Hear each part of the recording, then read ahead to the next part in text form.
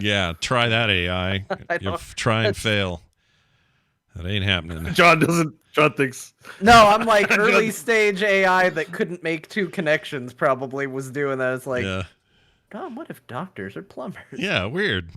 Well, they wouldn't. I mean, an AI can be like, let's multiply 15 matrices together to get a result. Look, if I get my PhD and become a doctor, my thesis will be, why can't plumbers be doctors? That's what I'm going to do. Yeah, exactly. Yeah. Exactly. Well, I mean, we can launch an entire industry around plumbing insurance because nobody will be able to afford the plumber. That's right, because they'll be doctors. And then it won't be called Super Mario Brothers. It'll be called Dr. Mario Brothers. We're Dr. Mario. Jobs here is all we're really doing. Oh, we're shit! Just making there jobs. already is a Dr. Mario. Nintendo beat me to it. There's a Dr. Mario. Oh, my God. There's already a Dr. Mario. He's mostly a pill pusher, for the record. He doesn't really... Pills. What's the problem? I got a broken arm. Pills, man. Yeah. Take these pills. Take these pills, please. All right, we're going to do a show, everybody. Thank you for hanging with us today. Chat room. Nice to have you guys here.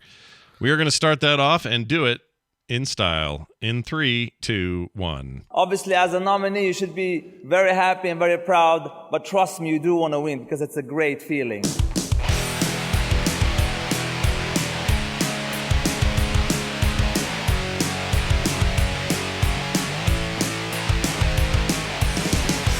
Hey, everybody. Welcome to Core. This is Core for Friday, December 9th, 2022. I'm Scott Johnson with Bo Schwartz and John Jagger, and we're recording on Friday because yesterday was the Game Awards, and we wanted to watch that, which we did, and we recorded it, so you probably already heard it if you wanted to listen to that, and if you didn't, that's okay, too. We just put it up on the feed for free, but we're going to break down some of what we saw yesterday and all that. Before we get to it, though, I got a little something I need to bring up, all right?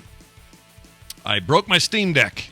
Everybody, you broke your deck. I broke my deck too much and it broke. Yep, I'm gonna put a picture up. Chat room, you can see this. This is the right Joy-Con, or no, that's a Nintendo term. Sorry, it's the right joystick, the analog joystick. And I think what happened, I've done a little bit of sleuthing around the house to figure this out, but I think what happened is it slipped off a table, caught itself on a metal bar that was part of a chair, caught on that thing, and then the weight of the Steam Deck pulled so hard that it yanked that thing up and out, and it's actually unseated now and solid where it is. Where you see that image, people at home, it's hard to describe without seeing it, but it's not moving. The only way for me to do anything was either force it and probably break it for real, or open it up and reseat it myself. Instead, I thought, well, let's test this. Let me message Valve and see what they say. What is their process for stuff like this when it's, obviously not a warranty issue? And they're very cool about it. I have a theory about that in a second, but they said, yeah, that looks like a problem. We definitely want to see if we can take care of that for you. So please, here's a prepaid shipping thing. Stick it in the mail, have it to us in a couple of days. We'll take a look at it. If we can fix it, we will, and we'll ship you the exact same unit back. If we can't, or it doesn't work the same after we've fiddled with it or whatever, we'll give you a new unit straight across the board, no questions asked. You'll be all set. And I went, wow, that's some good customer service from Valve. I didn't expect this. I have a theory as to why. Okay? It's not because Scott has got some weird level of influence. I don't even think it's true. What's your clout score, Scott? I don't think that's it. I don't think it's any of that. I think it's that they looked at my Twitch or my Steam account, which they can do, and see because you have to sign in to do all this process. They can tell how many games I own. And they can see that there are over 2,000 games in my library. And I think they don't want to. Nobody wants to kill the whales, right? Especially in Dr. Whale. Dr. Whale, exactly. PhD Whale. Listen to the pre-show for more information about PhDs. But anyway, I think they, if this was me setting it in and I owned Portal 1, I don't know, some other dumb thing. That maybe if it was Peggle Knights 137 hours and that was your one game. Right. I don't think they would have done it if that had been the case. Maybe they would. I want to believe that they would have supplied that same level of customer service, but yeah. If it makes you feel better about your gigantic Steam library to believe that it's getting you better customer service, then yes. Yeah, I'll take whatever I can get. Believe it. It feels like they what it actually feels like, if I'm honest, it feels like they really want to do this part right. I think that they know that Valve has a reputation of having some weird hardware in the past. and it hasn't always been great. Not that the customer service has been bad, but there's the Steam box stuff and the freaking controller they had and all that. It's all just a little iffy. Steam Deck's like a legit piece of hardware and a very popular one at that, and they're doing really well with it. And I think they just are interested in going all the way. Like they just really want it to I actually kind of think like how many people are trying to defraud them, right? If you think about the scale of the business. Right. Oh, I broke my Steam Deck. Yeah. You send a picture or anything? Any I proof? did. Yeah, I sent him pictures of it. Two angles on it. So the one I showed you guys here, plus another one that was a little bit more underneath, show them how high up it was, and so yeah, because I recently had a return issue as well. It's not video game related. It's a present. It's super nerdy, but I don't want to say it in case my brother hears this. Oh, geez. But I got him a gift on Amazon, and it was in the $270 range, and I put the wrong address in. Yeah. Then what And happened? when we knocked on the address, the person there was like, "Nope, we don't have it." I was like, "Did I just lose $270?" So I go on Amazon customer service, and I'm like, I was honest. I messed up the address, and I had an old address in there Yeah. and put it the wrong place. What should I do? I feel like I shouldn't have said anything. I guess I legitimately lost it, but I'm out 270. And they're like, "How do you want the refund?" Like that was it, just Yeah. right off the bat. I am not an Amazon whale. I have like 3 purchases in the past 5 years on there. Sure. And I was like, wow. They can afford it. Like, but like I didn't send any photo evidence. There wasn't anything, and it was my fault. And they still they did can it. just afford it. And I'm Yeah, just like, Amazon holy will- shit. Amazon will Like, do some wow. weird stuff like that. My dad bought a grill, or at least maybe the stand. No, I think it was an entire grill. And it came with a stand for it and all of that. And when they got it and they received it, they were having it built and constructed and all of that. One of the welds on the door for where you put the propane tank was broken. It was a bad weld. Yeah. And nothing they can really do about it. That's just how it is. And so they contacted Amazon and they said, "Hey, we need to get this taken care of." And they said, "Well, can you ship it back to us?" And they said, "No, this thing weighs a ton. Like we had to have it shipped very specially. We can't just package this back up to you. Like we need to have someone out here to fix it because we can't just send this back." And they said, "Oh, we'll just send you a second grill." Oh, And they wow. said, "Well, what do you want us to do with this first grill?" And they said, "I don't know, figure it out." So they wound up Give it to selling it. Ricky. They wound up selling it to a friend, and like that's just the way it goes sometimes. I've had bad Amazon experiences. Weirdly enough, during COVID, like Yeah. that was the time where they were like, I was like, "Hey, you guys delivered something and it was smashed when I opened the box." And they're like, "We'll bring it to a store to send it back." And I was like, "We aren't going out anywhere right now." And Yeah. they're like, "Then you're not getting money." Yeah. I was like, there was a period. "You guys gotta figure it out during this time. This is a bad time for you to all of a sudden get real bad with customer service." Yeah. But I don't think they knew what they were doing quite yet during that, but you're right. Amazon does this really well, and it feels like, I guess my feeling coming away from Valve is they're trying a similar tact of trust the customer. We know we make a good piece of hardware. They're not sending me a brand new one cross-shipped just sight unseen. We're going through a process here. I got to send the other one in there, but it's all a process I'm happy to go through, and they were really cool about it. So whether my 2,000 plus game thing is real or not, because they can also tell that 800 of those games I spent less than an hour in, Yeah. and some of them I haven't played at all. So it's like, my theory is probably not correct, but anyway, I am a little sad. It may be, but it may just be that Gabe's nice like that. Yeah, I think there's a culture of it that it just feels like they have a system. They were immediate with the responses, like really quick, really detailed, exactly what I needed to do. Like they've got systems in place. They're not half-assing it. I think that's a good sign, as best I can tell from my perspective. Obviously, it's limited. If somebody knows someone at Valve and says it's a nightmare, fine, let me know. But it seems like it's going really great for them in that regard. I will say one other thing, and that is, do either of you know anyone who won a Steam Deck yesterday during the every minute we're giving away a Steam Deck thing? My friend MILF Hunter won one. I saw on the. I'm sorry, who is MILF The Hunter? person who Okay. hunts milfs. It's a half. You know what a MILF is, right? Oh yeah. All right, and you know what a hunter is, right? Well, someone who hunts things.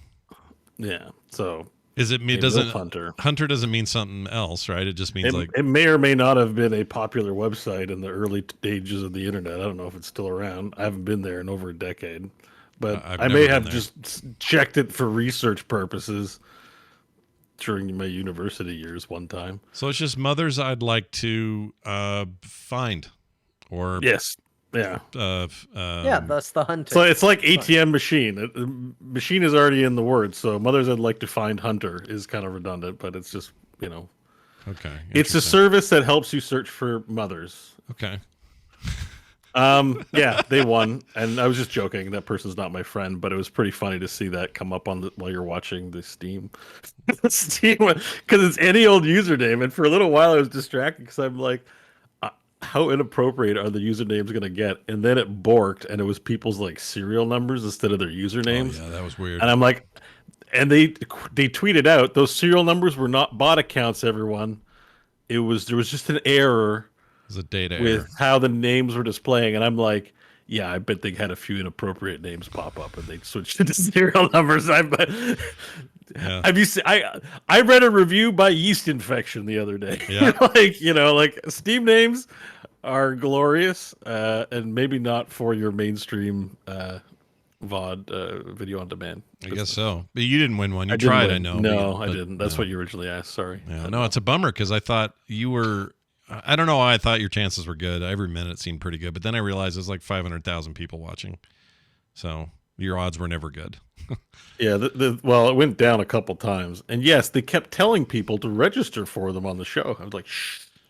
Yeah, If you didn't find out in advance, they don't get to register during the show. What's that? yeah, that was a little weird. A little bit weird. I would love to hear how many they gave away and what it represented, and if it really did get affected by that very long speech by Christopher Judge, and whether that made it. Did they have to give away an additional 20 or so? Because that was about a 20-minute speech. 20 or so extra Steam decks that they weren't planning on it. I would love to know that. There's probably no way to know, but I'd love to hear it. He's done the award shows. I don't know who does an award show and doesn't expect it to go over. They literally all go over.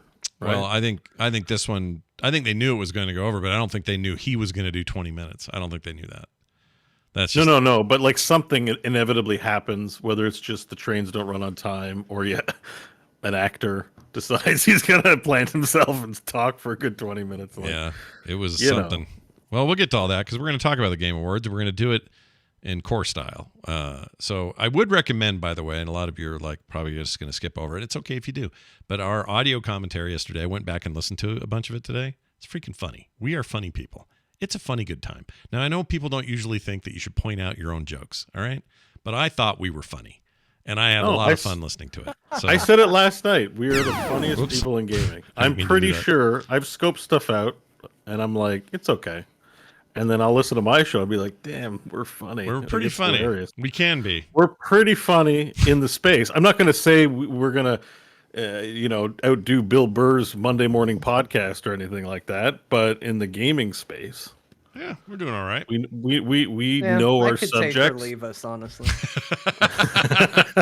See, that right there is why we're funny. Half the stuff's John being self-deprecating on the show. And I'm telling you should go listen to it if you didn't. And just deprecating. Don't And forget. just deprecating. Bo, Self and regular. regular right. deprecating. also yesterday they came up with a name in the chat for when Bo has to leave and do his business, and they called it a lake run.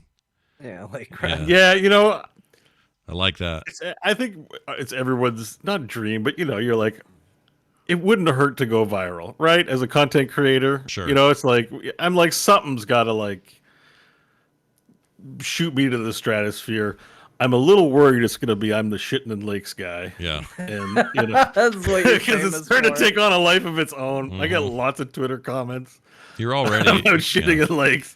It's already a meme in the community. I'm gonna be walking down the road and be like, "Hey, you shitting in a lake lately?" Like from someone. It's Yeah. it might be coming. You'll be like that. What was that Simpsons episode where the catchphrase was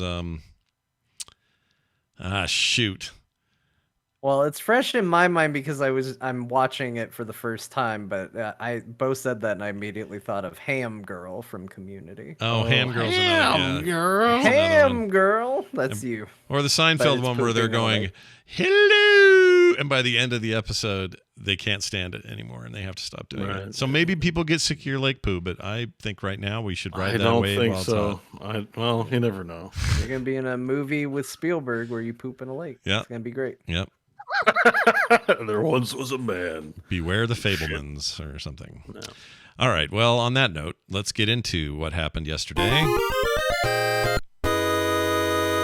If you watched us do it live, you've heard a lot of, what we heard about and saw, and a lot of you probably already saw this sort of stuff. But we kind of wanted to get into what we, came away from.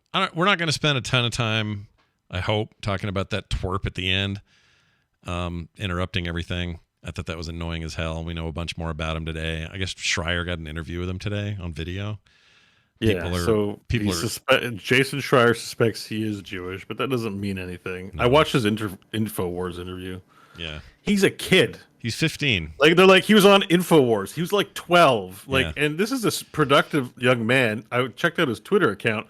He posted 150 2-minute episodes about freeing Hong Kong and showing vicious attacks against Asian Americans. Yeah. Like I looked at a lot of his other stuff and I'm like, yeah, anti-Hong Kong, like when that whole issue was going on with the Hearthstone Pro and, the takeover, he was all in on that. And to me, seemed like he's on the right side of things. I think InfoWars just a kid will say yes to anything, right? Like, you want to be on InfoWars? You wanna Like, be on TV? I'm trying to get viral, baby. I would. That's all that It's kid weird to be wants. kind of shitting on a kid, because it's not like he's a kid. He's And a maybe he'll kid, grow he's up to be 15. a jackass, but, Right. He's a kid. He's really hungry for that attention. Fine, whatever, do it. But it annoyed me. Also found out he's the kid who showed up at the 2019 BlizzCon WoW Q&A and interrupted the thing by yelling. It was supposed to be Free Hong Kong, but he kept saying Free Kong Gong or something like that. And it was all memey and weird, and they had to escort him out of that as well. So anyway, he just kind of soured. He's the whole that guy. thing. Remember we said there's always someone that ruins things, and he's like he's going to make a career. I'm sure we'll be hearing Yeah. more from this guy. And for those people who in say, our "Oh, here we 80s. are giving him more attention and all the stuff he craves," it's It's newsworthy when people do shit like this and it comes up. It's newsworthy. Sorry, whether you like it or not. I think there's an element of both. But I will say, I just find it ironic that the comment that preceded this tangent was, "We're not going to talk Yeah. about him." I So was hoping. Here's your 5 to 10 minutes, but we're not going to talk. Sorry, about him. But I'm I- fascinated by But I think fascinated with what it. Bo did is what a lot of people do, and I think that's why information is important, because it's easy to go, well, don't give trolls their limelight, but at the same time, it just causes people just immediately start getting buzzy about it, and if there isn't genuine information out there to go off of, then we just let it turn into myth and wildfire. agree. And all rampant, I really want to say about it is he's just a kid. Like it's not. I know I probably spent more time than I needed to say all that stuff. Well, there was a guy, It's somebody just a kid. somebody at a reputable source even said that he was the son of the sweary guy from the guy that gave the award for Elden Ring, the previous winner, the Two of Us guy. What's the name of the game last year that won? I forgot the name. Joseph, or I know what you're talking about. It Takes Two. It Takes Two, that guy. Is it like He was Joseph his something? dad. And they ran with it. They said, "Yep, he's his son." He encouraged him to do it, and it turned out to be completely bullshit. It was not his son. Everyone's racing for the scoop on the meme, right? Yeah, it was Yeah, weird. they're- I you was know, happy with the it- meme of the kid the guy on the flute that was going ham on the flute. That was amazing. That should have Yeah, been the I meme. amazing. put a video in our Discord link if you want to play it. He posted a thank you after that. Oh, he did? Yeah, let's play yeah. this. Why not? Hold on, I'll pull this up. This is the flute guy. Yeah, the flute guy. He was great. Hi, this is Pedro Eustache. You guys know me as Flute Guy. And I just wanted to thank you from the bottom of my heart for your absolutely amazing response all over social media after the Game Awards of last night. God bless you. This guy rules, man. I love him. He's great. Wholesome, good dude. Nothing wrong with that. And I have a little I have a gift today in tribute. Oh, look of at him. you. Let's see. Oh, look at this. Jeez. Yep, there he is rocking it. Yeah. Yeah. Look at that. Chat. See that? He looks how I feel when they announce games I want to play. Yeah, he was Yeah. he was Playing the excited. flute. Apparently he's legit like people But do you want him. think the rest of the orchestra is like this asshole, like hamming it and like upstaging everyone else? Hey, Like, nothing's they're in the stopping break them room. from doing it except their They're- own doom and gloom they're- personalities. They're in the break room and they're like, that asshole, man. You don't think violinists are important musicians too? Why does the flautist get to be all? See, this goes to that question earlier in the chat about our pre-show about what do we value in this world, and now we're all wanting the spotlight again, or these people are. I don't know. I thought he was delightful. I thought most of the show There's is an actually argument to be made that it's Yeah. a group project. yeah. Why does one schmuck have to stand out over the rest? But as Says the viewers, guy we're who like, gets on the call in VR and has stickers all over his camera. well, you got to stand out, and people like it. And I like the flute guy, so don't be mad at me. There's people who like me. Yeah, no, Some of it's, them. it's true. You're very likable. That's why I like you. You're extremely likable. I feel like we're all liked, but definitely I've had my share of comments where like, I love John, Bo, he's so annoying. Like Scott shares those messages with me sometimes. Oh, yeah, no, so I don't- We all people Yeah. people all have their favorites on the show. Let's put it that way. Yeah, it I happens. got, like us I all. got one this weekend when Scott shared one, and it was like, normally I find John insufferable, but he actually did something I liked recently. Right. Yeah, I was he like, really liked your well, solo that what a episode. nice compliment. It's, He I liked had your to work extra hard to get that compliment because I had to climb back up to neutral to start. So that's he pretty. he good. liked your solo show a whole lot. That guy. A lot of people did. I thought that was good. Yeah. Well, all right. Let's get to the actual meat of the damn thing. So there was a whole bunch of stuff. We decided to break this down into some categories. I just wanted to say overall, though, I felt like I liked this year until that Torp showed up. I liked this year better than last year. And it wasn't just the games. The games that felt kind of equal. It just felt a little bit outside of the Christopher Judge Eternal acceptance speech. I thought it felt better paced, even though it was still long. I thought the way they handled the awards was less weird. They're still kind of bad categories, and we can talk about that too. But I just overall I had a better time. Maybe I was just in a good mood last night. I don't know. I thought the show was actually good, and like Yeah. when you told us, like, for what I liked the show, and when you said, "Hey, we're gonna do commentary over it," I was like, "Oh boy, that's fun. I'm gonna have fun with you guys, but that also means I have to watch the video game awards, and I can't just skim the trailers after the fact." Yeah. And honestly, I didn't hate the award show itself. Like, I thought it was actually really solid. I thought the announcements were really good and like top notch. It certainly wasn't the PC gaming show announcements where it's just like, here's our bad DLC for a game you've never heard of.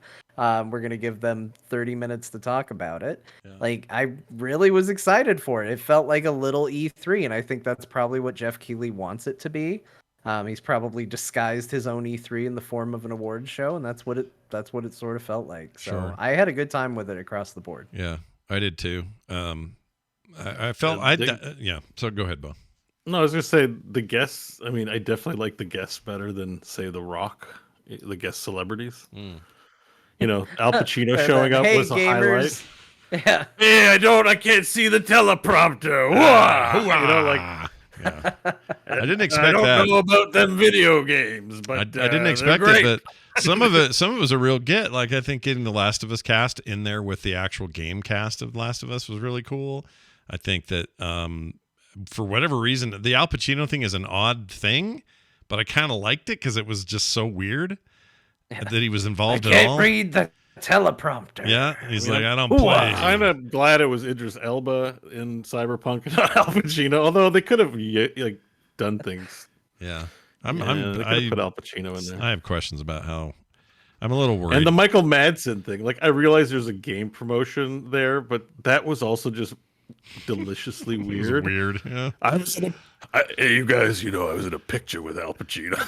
And then they cut to kids who were like, Whole Gen move Z on, crowd like just who like, the hell what? is this guy? Like, They and all that like made me feel Tarantino old. movies, though. I feel like there's a Tarantino Gen Z, appreciation. So they're probably cool with Madsen, but it is weird that he's out there like, I swear I'm relevant. I was in a picture with that guy. Like a picture. I just like that it kids, started man. with I done some wild things in my day, and everyone immediately did not think he was talking about movies. No, Like, it's no. like, I bet you did, man. I bet you did. No, And those kids do nothing but YouTube. Like YouTube's been around long enough for there to be like young men and women who are just like, I don't watch movies. I watch YouTube. I have no idea what's going on. I think some of that's swinging back, but the idea that Madsen would be the idea of saying I was in a picture with anybody, and who no one says that in my generation. Like that stuff went away in the 40s or some 50s. Like I was in a mover with that one.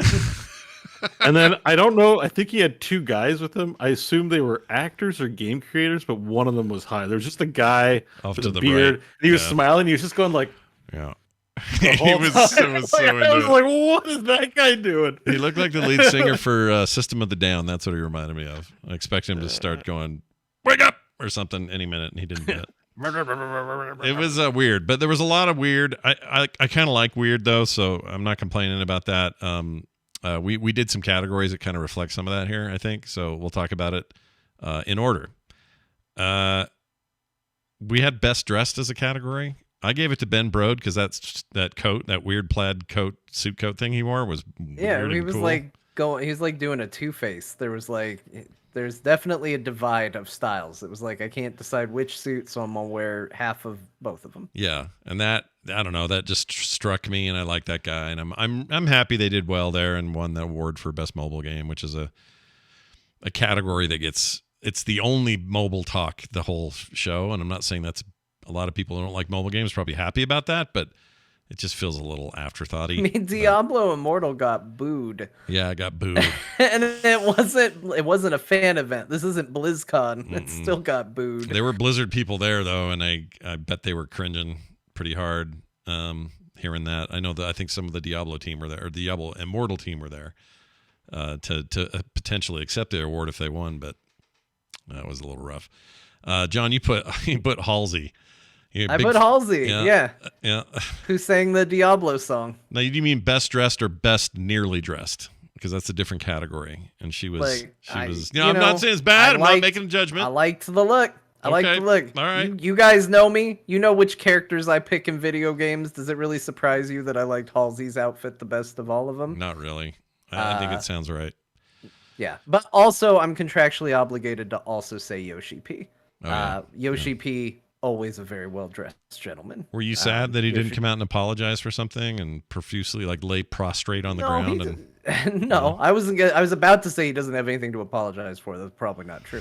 But he looked great. We're talking about dressed. Yeah, he did he doesn't look good. need to always apologize. He looked good, and they showed a really killer trailer for Final Fantasy 16, and I think I'm all in on that game. Let's go. Let's get that out. Bo put a purse. I want to know what Bo's best dressed is because he just is it the Marvel purse that Captain Marvel purse was awesome. I loved it. Oh yeah, the Captain one Marvel purse? the lady from somewhere. There was a one of the ladies who was accepting the award. She came up and she had the chat room was going nuts because apparently it's a clutch or a bag, and I called it the Captain Marvel purse, but I thought I wanted one. I was like, I'm still trying to understand why purse is a bad word now. I've never heard that until it's yesterday. like the difference between dress and skirt, right? There was a time before I had my first girlfriend where I was like, they're the same thing. No pant legs. It's like, no, there's a distinction. Skirt goes up to your waist, dress goes over your shoulders. Like, it's just a one thing. So I imagine there are some rules to the clutch, purse, bag nomenclature, and I just don't know enough. All that I know is I really liked the Captain Marvel. It was nice. And also, if you call it a clutch, I assume this means, okay, purse you put over your shoulder. A clutch you just got to hang on to, like all the time, like right there with your hand, you know what I'm saying? Is that a clutch? You want to do this? I don't want to do it. I don't. Now that you've asked, you're right. I don't. I'm walking away. I thought I knew, and I got told. Yeah, I got no. We got told. I have my wife right upstairs, like 20 feet from me. If I went up straight up from where I am right now, she would know. I don't know why I didn't ask her. I should have. Do you have you been, how recently have you been accused of having selective hearing? Every day of my life, dude. Okay, let's not let's not add to it. That doesn't count as a qualification, unfortunately. Damn it. Well, anyway, so yeah, that was pretty I cool. hunted it down. I found this object, this Captain Marvel object. Go. And it is great. Yes. The Captain Marvel object is great. Yeah. You won't get in trouble for that. That's I'm just gonna. I don't know what it is. Apparently, I would have called it a purse. Yeah, I would have too. I did. And I feel stupid now. Although honorable, I think both your picks are great. Thank you. I didn't understand Ben Brode's thing. He's usually in a flannel shirt, so he got a flannel suit. It didn't click with me while we were watching it that was the joke of this. I think that's what it is. Oh, he's always got a flannel shirt on. I met him in real life, and he had a flannel shirt. And the way the suit was, half of it was flannel, the other half of the suit wasn't. One collar was flannel. Like, it was obviously it looked nice, like it was well made, but it was definitely would have had to a have nod. that custom made, right? Like, I don't think you can just get a flannel suit. Probably, yeah. He probably. It would have been better if he got the standard red and black deal. Yeah. It would have jumped out at me more. It was still a little tasteful. Yeah. And not, not bushwhacker enough, I suppose. Sure. But yeah. Well, he was his usual Stoke self, and congrats to that team for winning. The rule of the show seemed to be stuff that was newer won most of the awards, with a couple of exceptions, which we'll get to. The Joseph Ferris guy, the Takes Two guy, award for cursing and or disruption. I like this a lot. It's a great category. I basically chose what John did. So, John, explain the one you liked, because I agree with it. My favorite, because I wasn't going to give any time to the guy we've given a lot of time to, was Aurora, when she was talking about her live concert she was going to do after the show.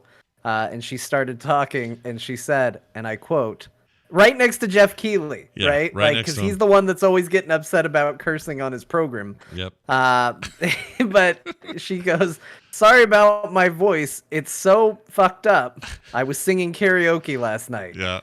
And she did it in her sweet little innocent freaking northern freaking Viking fairy kind of vibe that she has. What I love about it is it's disruptive on two fronts. One, she cursed on the show in front of Jeff Keighley. Points for that. Two, she sounded sweet and innocent while she did it. Yeah. Three, they were there to promote a concert she was going to be doing after the show, and she publicly says, my voice is effed. I'm done.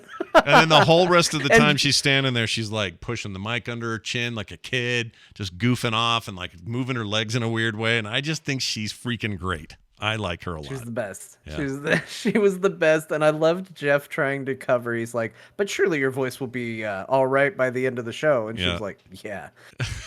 Yeah, Jeff, it's going to be great. Yes, Mr. Keeley. Bo, the Ragnarok the speech. Yeah, what did you think? I like the accept.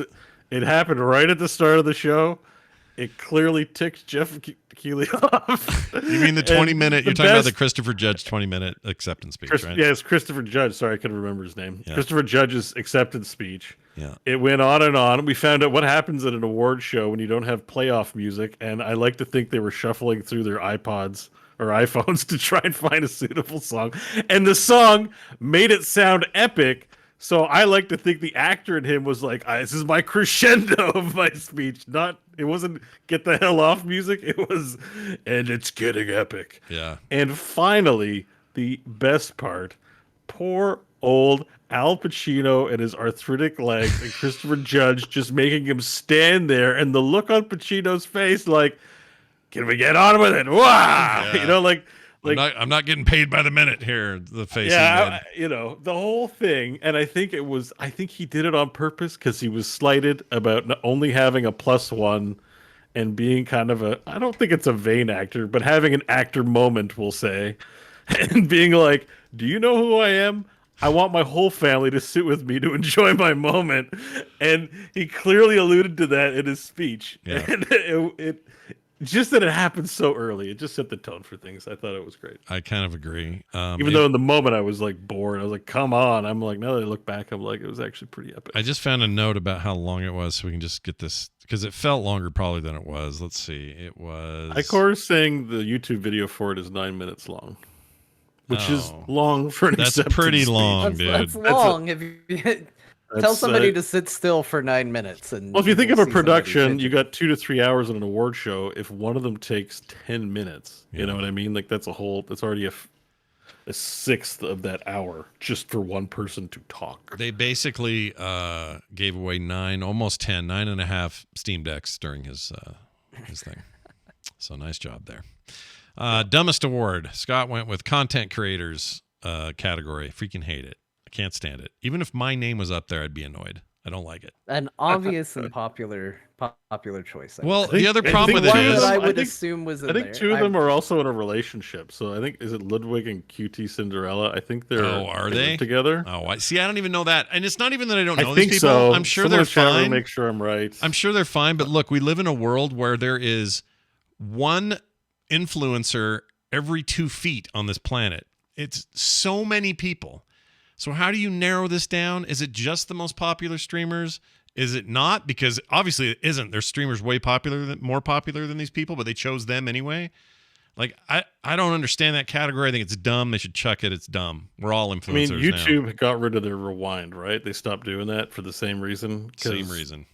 You're gonna pick. There's many. so much content out there. It's not the Hollywood film cartel. There's so much content out there, and you could know of less of it than you do of it because of your algorithm. Yeah, Hollywood puts your out search 50 tendencies. movies 50 recognized movies a year, whatever. Yeah, it is. either you heard of them or you didn't. You're not like, oh, I'm into Bollywood. I have no idea what's going to Hollywood. I mean, some people might, but it's hard not to hear about the popular movies. For every the cartel's 50, got that message. for every 50 Hollywood movies, there's 50 million YouTube posts. It's just a dumb. It's a dumb game. It's a fool's It errand. would be like the Oscars nominating a direct-to-video Danny Trejo movie that no one heard of. Like it doesn't happen. It's the business. Those awards exist to bolster the movies that aren't huge tentpole draws. Right. That's why Marvel and Star Wars and Transformers never win. Asses will be in seats for them. Yeah, they're not. But a you're problem. not going to go see Sandra Bullock float around in space unless the Academy says it's a fantastic movie. Yeah. You know, like that is a good movie. I like that movie. Gravity's good. But it's a good time. So John, what was in yours? Conclusion: content creators is dumb. Yeah, they're dumb. I hate it. John, what was your? I mean, I thing? knew somebody was going to take content creators, so I decided not to put that. There's a lot to go around for this one. Yeah, I decided to go maybe a little on the more controversial side, and say I think basically every category where it's best insert genre here is a bad category, and I think they need to rethink the way it works because the genres that they put are so like, what the hell does that even mean? Like a lot of these categories I get innovation for accessibility.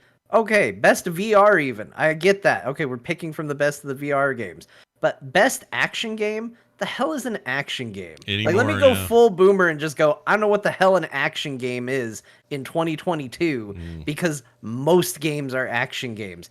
And then they have best action/adventure. What the hell is the difference? Yeah. Like they So those are don't not say actual best categories role they use. playing, best fighting, best family. What the hell is a family game? Yeah. Fortnite isn't a family game, but it's the game I play with my family. It's a family game.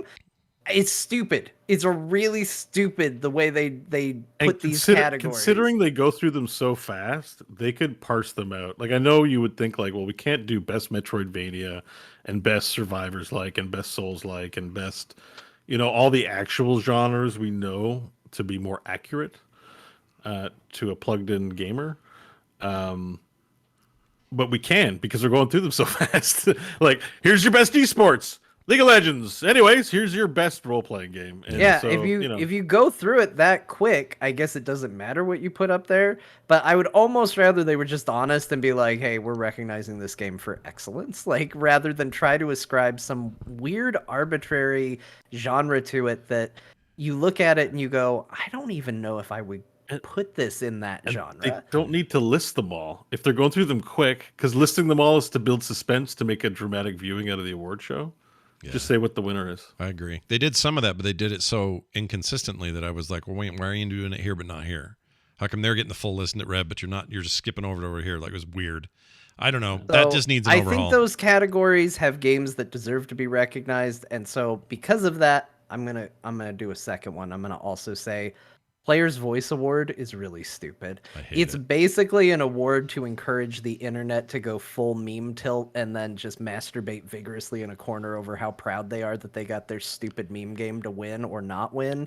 And I think it's really dumb. Like, it's just, it's not a way, the Academy Awards kind of tried this with like Best Popular Movie, where it's like, okay, we're going to finally recognize the movies people generally care about. Yeah. That aren't super artsy, and we're gonna put some mainstream stuff in there.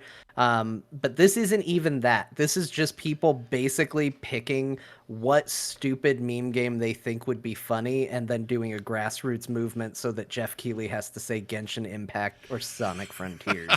And it's Christopher kind of Judge said, silly, "Yeah, we but got it's a super competitor stupid. here." Yeah. No, you know Move what, over, dude? Christopher Judge. We got John and his deprecating humor. Look, I agree with everything you said. I do too. Your original It's a rant. statement, especially them in the corner afterwards, I completely agree with. There's the most effed up people going after each other's throats online, just being stands for Sonic or stands for Genshin Impact or whatever the hell they wanted to freak out about. And I think it is a exercise in stupidity. I hate it. Not a fan. So I think you're right. Bo, you picked esports coach. Why? Yep.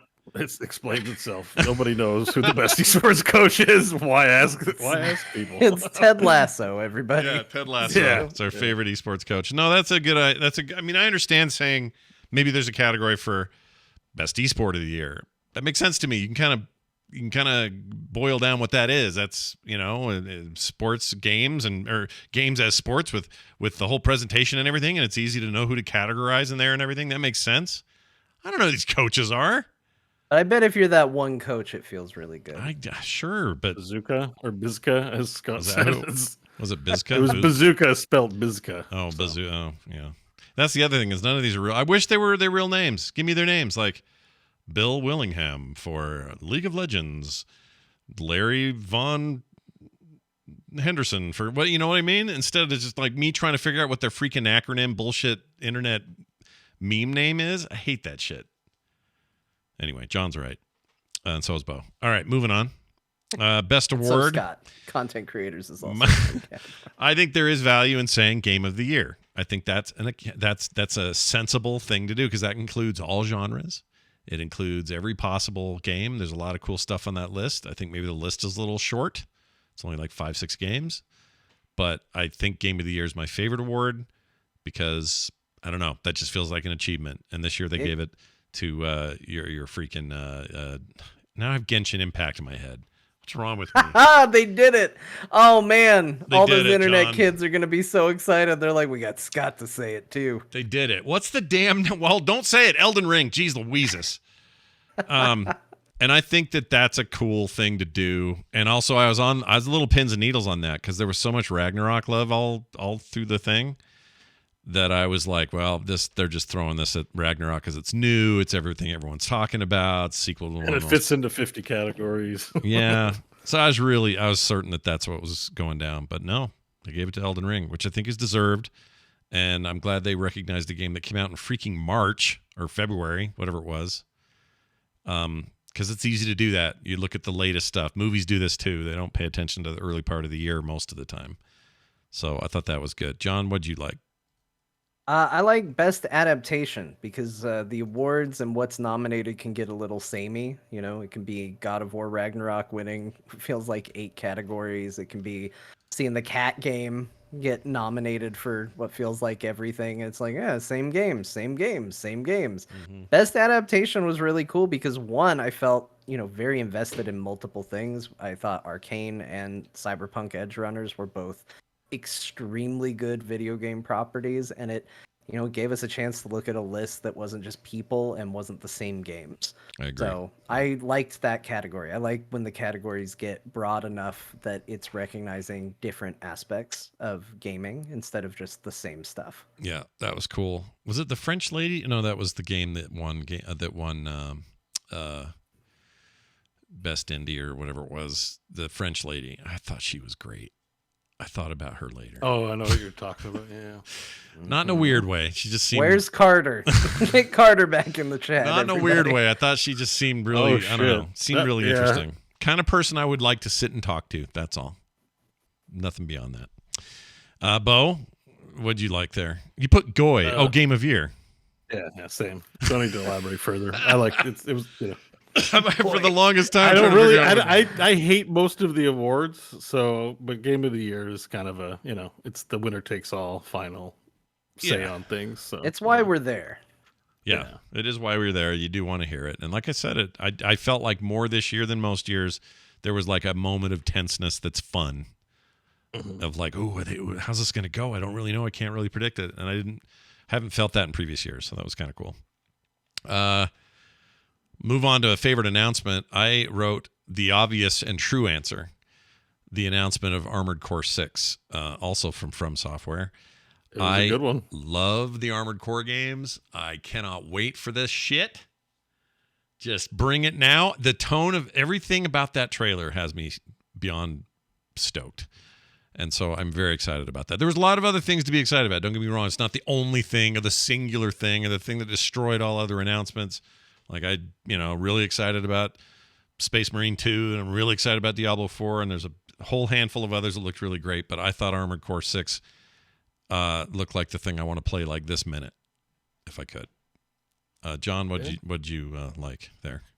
My favorite announcement was Hades 2. It was, kind of this. It's kind of been the debate. Supergiant has never made a sequel before. They've always just moved on to a different project. Hades was very well received.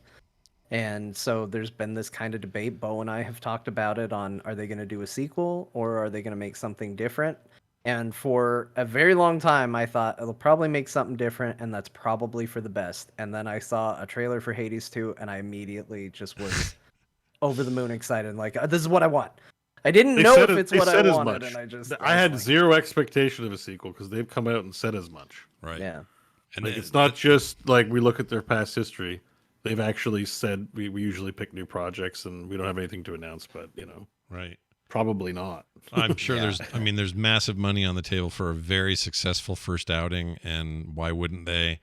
It's one of those cases where usually I don't love sequels just because, we have a franchise on our hands. Let's keep this money train rolling. But I don't think that's what this is.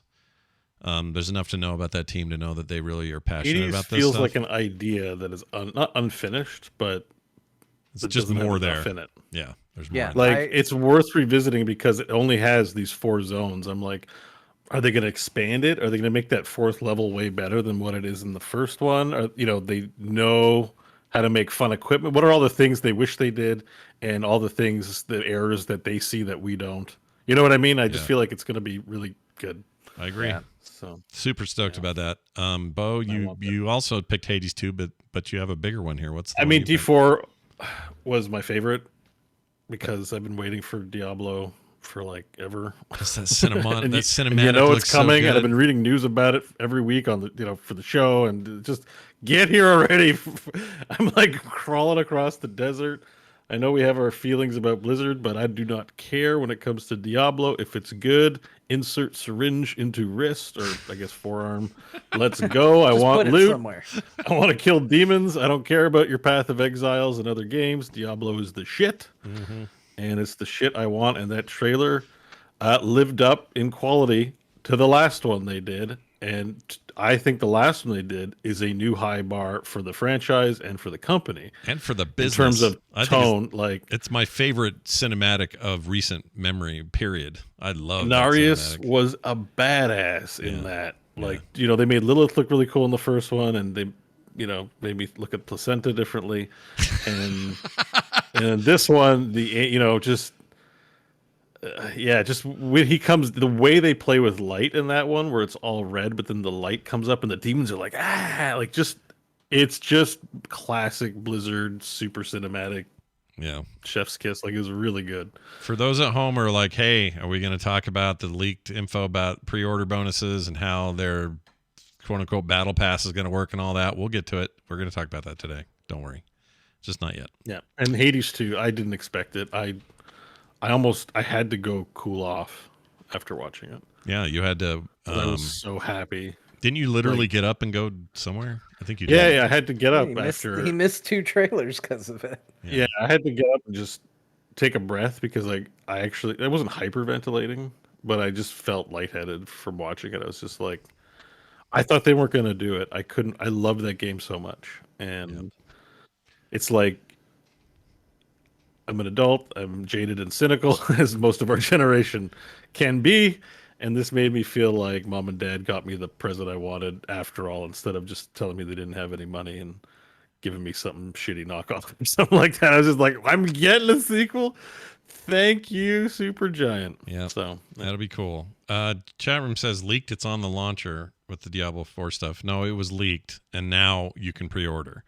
But it was ahead of when they meant for it to be out. About Ultimate and Deluxe and all that. That was a day ago though, so that's changed today. You can actually go pre-order the game, and I think it gives you open beta access when that hits. But when is that? Do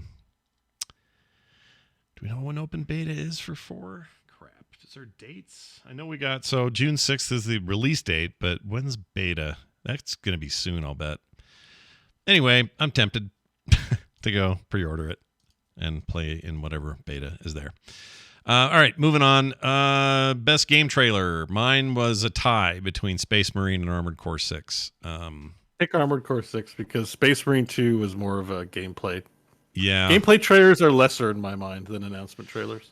I mean, they are, but they aren't. You can still leave it there, but it's I would put Armored Core as an actual trailer. Yeah, okay. That's a good point. If we're talking about just like a tease, like a thing to get me excited, then yeah.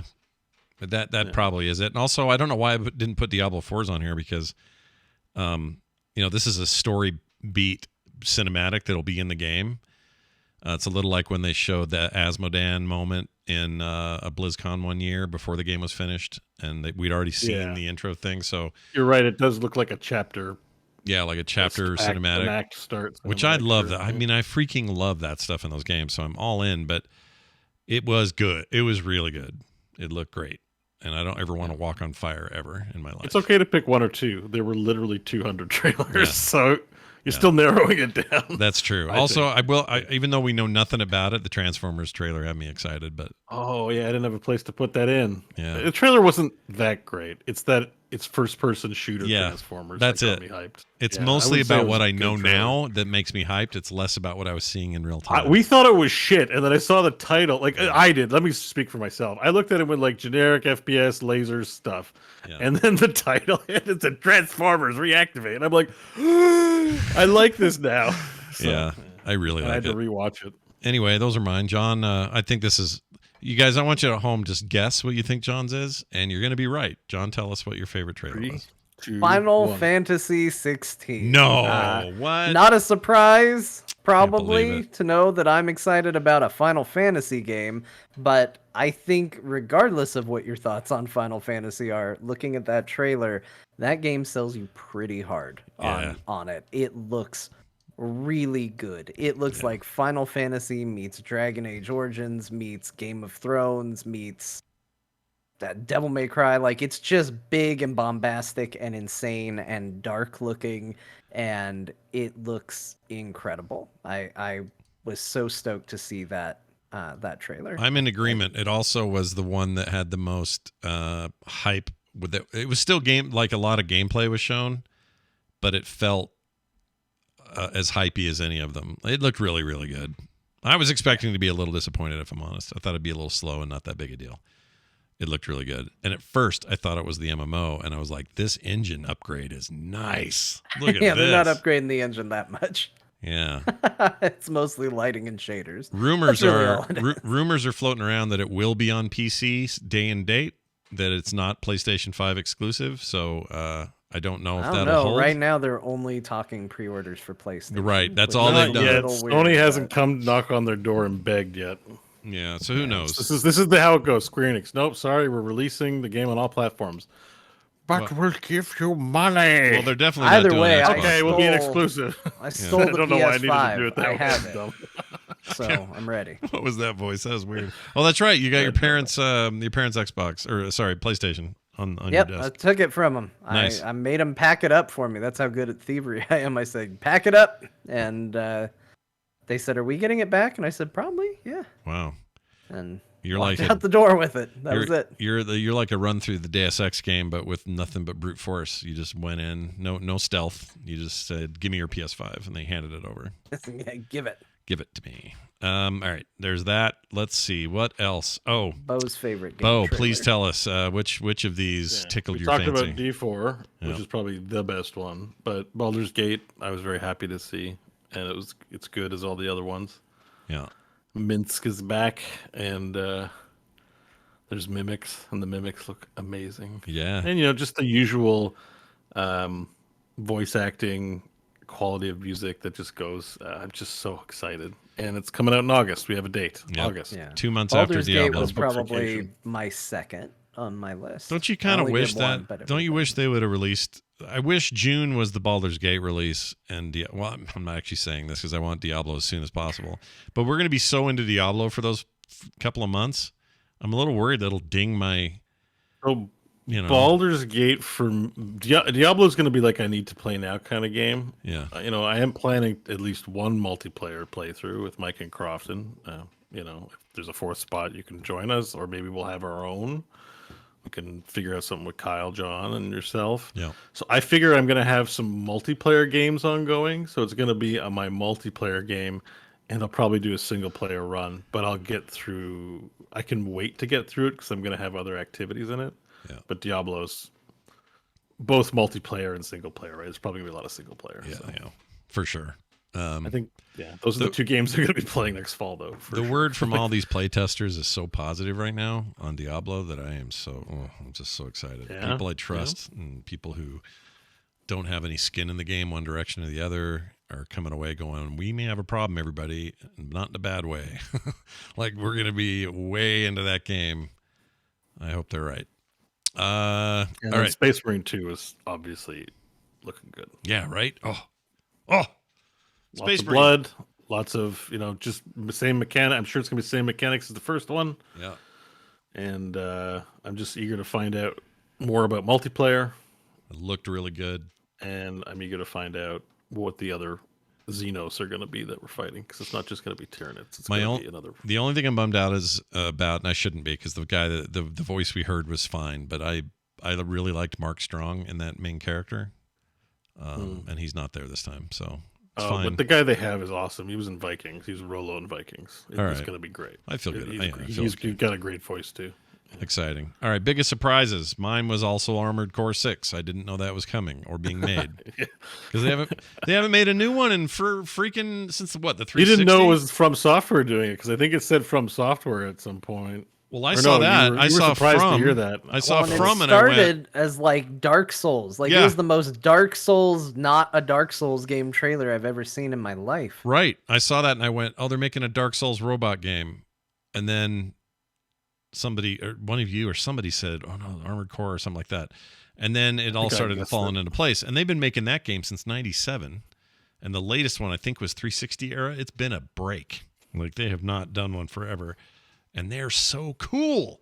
And I need more mechs in my life. So this is it. I'm so excited. That was a big surprise. There are no surprise. slouches in the art department, I'll tell you that. No. Elden Ring's a pretty game. No, for sure. John, what surprised you the most? The flute guy. 'Cause, man, what a pleasant surprise seeing him just jamming out. What a positive way. Like, if it wasn't for that kid at the very end, we would have gone out on such a positive high note because of the joy that he brought. Yeah. So he was, and as far as the game announcement goes, I wanted to do something different than just like my favorite announcement, because it's probably Hades too. But Dead Cells Return to Castlevania. I didn't expect more Dead Cells, and I certainly didn't expect a tie-in with Castlevania. So that was like a double surprise, and I think that's pretty cool. It is pretty. I remember watching that and going back and forth, like, is this Dead Cells and Castlevania combined? And then I went, well, it's like pre-show, right? Like, they're just screwing around with this. I remember we made comments because John was, as I was like, I think this is Castlevania. Or I said, I think this is Dead Cells. And you're like, what Castlevania game has a guy with a fire head and one eyeball? Yeah. and then I was like, yeah, but it can't be Castlevania because, like, what guy has a fire head and eyeball in Castlevania? We were both like going back and forth, and we were both right. Yeah. But there was some dispute from either side of the guessing aisle as to what it might be leaning towards. Yeah. That was kind of a fun interaction. I have no idea what to expect out of that, other than I already love how Dead Cells plays, and if you're going to actually do, like, what is it going to be? Are you gonna be? You're still a roguelike, right? Like, So Well, it's do gonna we be know that DLC. It's gonna be new For Dead Cells? areas. Yeah, for Dead Cells. Yeah. It's gonna be DLC for Wow. Dead Cells. It's gonna be new areas. It's gonna have a bunch of remixed Castlevania music, new items, new weapons, That's awesome. The new music costumes, stuff. So you know, it'd be great I if think it it's was gonna be really DLC. cool. If and it's probably cosmetics. It'd be right? cool if it was Yeah. DLC for Symphony of the Night. That would make me laugh if they did that. It's like, It's just that we put Dead Cells in Symphony of the Night. yeah, There you brush off go. your PlayStation Go, discs. go find that game and Mhm. play. I Some think Dead people will be Cells in it. excited for a re-release of that game, though. Even if game's they just great. updated it a little bit. I think they did. It's PC or somewhere has it newish. I think. Man, Symphony of the Night is good. Such a great game. Well, anyway, that's cool. I'm with you on that. That's a weird one. Bo, what do you think was the Biggest surprise was Hades 2, because I thought it was not happening. And also your daughter Carter in chat throwing you under the bus constantly. Yeah.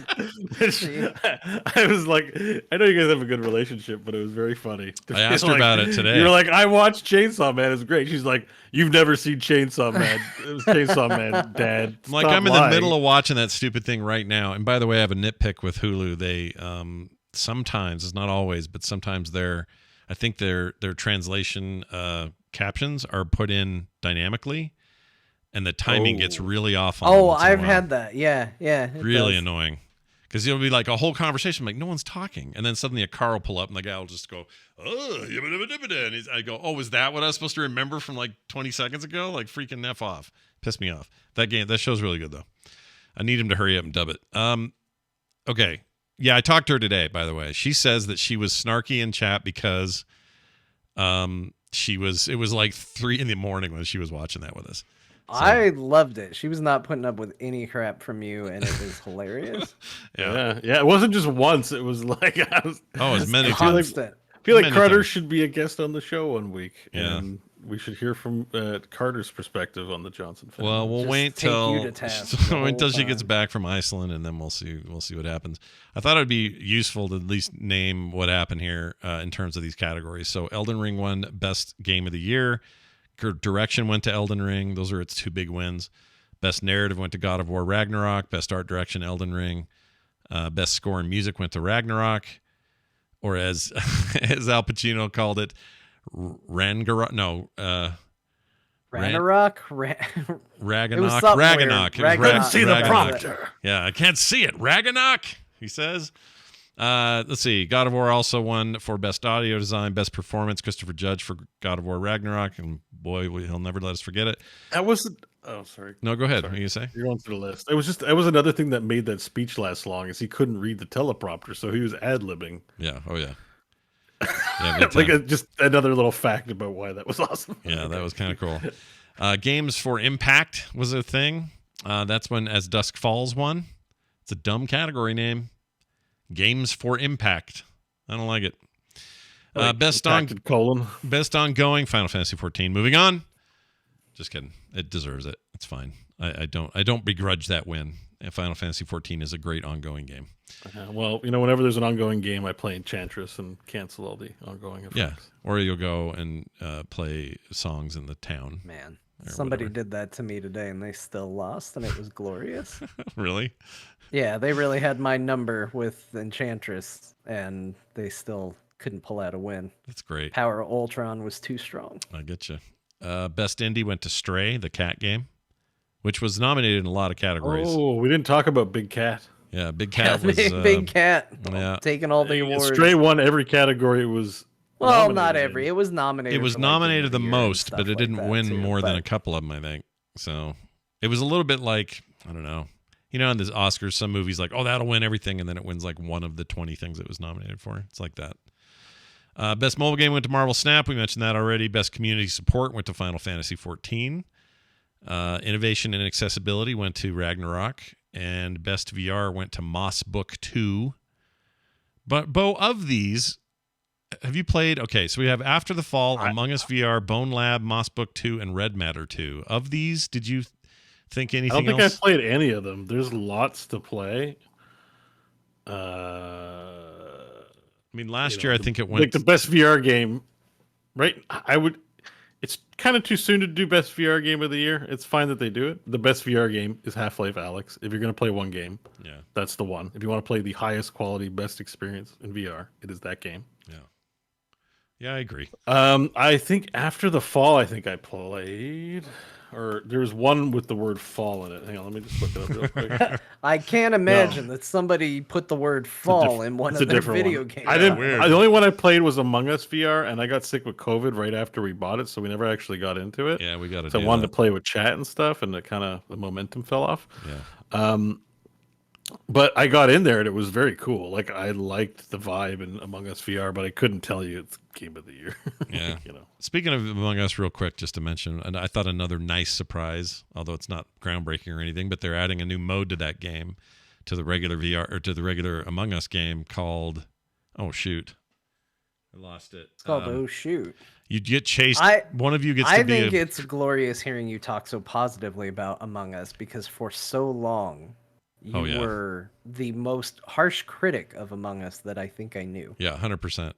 The reason was I don't like lying to people I like, but what I learned is they don't mind lying to me, so it's fine. You know what I mean? Like it's going both ways. What a beautiful lesson you learned. Yeah. But it's like a hide and seek game. I forgot the name. What they call it, Chad? Does somebody know? Anyway, looking for it. Hide and seek. It's a new mode. Among Us hide and seek. You basically think of it in Resident Evil terms. You become Mr. X. One of you does, and you try to find everybody else and kill them. And so they're trying to just avoid you. I think that sounds like a riot, and it's a very different game type, and also kind of freaky. Like I'm all in on this. I'm very much looking forward to playing. And I think that comes out today. I think that new mode's today. I may have to play that this weekend. What else? Best action game went to Bayonetta 3. Best action adventure, these stupid categories. God of War Ragnarok. Best role-playing went to Elden Ring. Best fighting went to Multiverse. That beat out King of Fighters 15, which I think a lot of people thought would win. Best family game, John's favorite category, went to one of the best games of the year, in my opinion, Kirby and the Forgotten Land. It's a fantastic game. Best sim strategy went to Mario plus Rabbids Sparks of Hope, which is on its way to me. I found a deal. It's normally a $60 game. I got it for $30, and will be here soon. Fell right off of a truck. Yeah, fell right off a truck. Yeah. Amazing. Amazon has it for that right now if anyone wants it, but you have to get the cart. You can't do digital, which is really annoying. But I want to see how good it is. Everybody's raving about that game. I got a 9 out of 10 on IGN, which they don't just give out 9s, so it seemed like good. Anyway, best sports racing game, Gran Turismo 7 is the only racing game on here. The rest of them are sports games. Oh, no, F122, I guess, is. Best multiplayer, Splatoon 3. Content Creator of the Year, Ludwig. We talked about that. Best debut indie went to Stray. Arcane League of Legends went for best adaptation, and League of Legends Zelda Tears of the Kingdom went for most anticipated. I would have gone Final Fantasy 16 personally, or Starfield.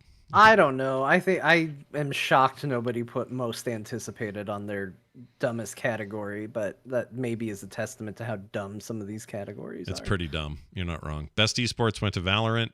Best esports athlete went to Yay, whoever that is. Best esports team went to Loud. This is the first year I don't recognize these teams. Usually it's like Cloud9 and freaking, I don't know, whatever. FaZe Clan, I guess I recognize. But Dark Zero Esports, Gen G, LA Thieves, and Loud, I don't know these people. I mean, we're not in the scene anymore. We're not paying attention. I guess you're right. But that's a lot of quick turnover if these are all new names. Anyway, best esports coach went to Bazooka, or as it's written, BZKA. Hate that. Let's see. Best esports event went to League of Legends because they win all those. Congratulations across the board. I don't know why I decided to read all that. Okay, let's talk about this Diablo stuff before we take a break. Sure. It was originally a leak. Now it's a known thing. But there are these editions: Standard Edition, Digital Deluxe Edition, and Ultimate Edition. Not that weird to hear that. Here's what they include, and some people are mad about this. I'm not sure if they're mad just because it's Blizzard mad, or if it's, I don't know what it comes from. Probably that. because I'm not that offended I by think this. it's an element of Blizzard, man. I also think it's an element of this is a franchise that's never had this before. Probably And some of that. anytime you introduce a monetary component to a thing that's never had a monetary component like this before, that's always going to get pushback. The Real Money Auction House also did for Diablo 3. That's true. So. And they pulled that. They're not pulling this, though. I'm pretty sure this will go same with through. the Always Online for Diablo 3. Oh, Speaking of, like, new thing in my old thing, it always gets... I think nobody even talks about it anymore. Like, every game you play has online these days. And you don't even talk about it, everybody at home. You all freaked out in 2012. Where are you now, 10 years later? Well, let's get into it because not just online play offline games only and don't bother us anymore. Yeah, nothing new has come out. Dwarf Fortress just came out. You go play that. You don't have to play it online with anybody. That seems but so just because it was impenetrable. innocuous once doesn't mean all of them are going to be innocuous. So let's get into it because I do think there are red flags for this. All right, here's some. So standard edition will get you the game. Get you Amalgam of Rage, a World of Warcraft mount. Diablo Immortal, a winged darkness reddish brown cosmetic set. Jesus, it's a terrible name. Didn't weep on that one. No, that's just regular Jesus. Just regular Jesus on that one. Digital Deluxe Edition is the game, the same mount, the same thing in the cosmetics in Diablo Immortal, and then the new stuff, Temptation, a ride for Diablo 4. I think that means I like horse. riding Temptation. Doesn't sound good, does it? No, it doesn't. Armored armor for this is the worst name. Armored armor for Hell for Diablo 4, and then Diablo 4 release season battle pass. So you get the battle pass without having to pay separately for the battle pass that will be part of this game. By the way, the battle pass 100% post story stuff. This I know for sure. There's no way this stuff is built into your damn story. Ultimate Edition. Here's your big topper, and it's the one that people are a little bit freaked out about. At least some are. All that stuff all the way up to the Hell Armor. The Wings of the Creator emote for Diablo 4. And accelerate the release of the Season Battle Pass in Diablo 4. Premium Season Battle Pass unlock 20 tier skips, 1 cosmetic item. Now, I don't think that's that unusual. Every battle pass system has a skip. Yeah. Wild Rift, it's just that is it just that Diablo's never had it before and that's the problem? So John, tell me where is the huge glaring issue here? Is that it? Like for other people or for me? For you. I don't have a problem with battle passes in general, and I don't even necessarily have one for Diablo having one. But it remains true of any game with a battle pass. Especially a game that in my head, and we'll have to see when the game comes out because I haven't played it. But in my head, Diablo, we've talked about this, is a more solo single-player experience. I don't look at it as a big multiplayer, show off my EP to my friends kind of game. We know that's going to be a little different with Diablo 4, but that's the way I look at it. And so there is a part of me that when you say we're going to be doing seasons and cosmetics and this and that I worry that the cool looking shit is going to be behind a paywall and it's going to be, well, here's your gear and it looks scrubby and you can have it. But if you give us money, you can look cool. And I think that's bad. I think that's awful. Scrubby. If I feel like I can buy this game that has a price, it's not free, right, and get a great game, a great experience, and feel cool and feel good about my character without spending a bunch of money for cosmetics. Obviously, the cosmetics should be cool. If you're going to spend money, it should look cool. I'm not saying they should all be dumb, but I'm saying baseline, there needs to be an element of cool to it, right? Right. If that's all there, I'm fine. Put as many battle passes in Diablo as you want. But if I feel like Scrub League running around and everyone else who threw money at the problem looks cool, that sucks because I paid for this game. Yeah. And I should have paid for what felt like a complete game.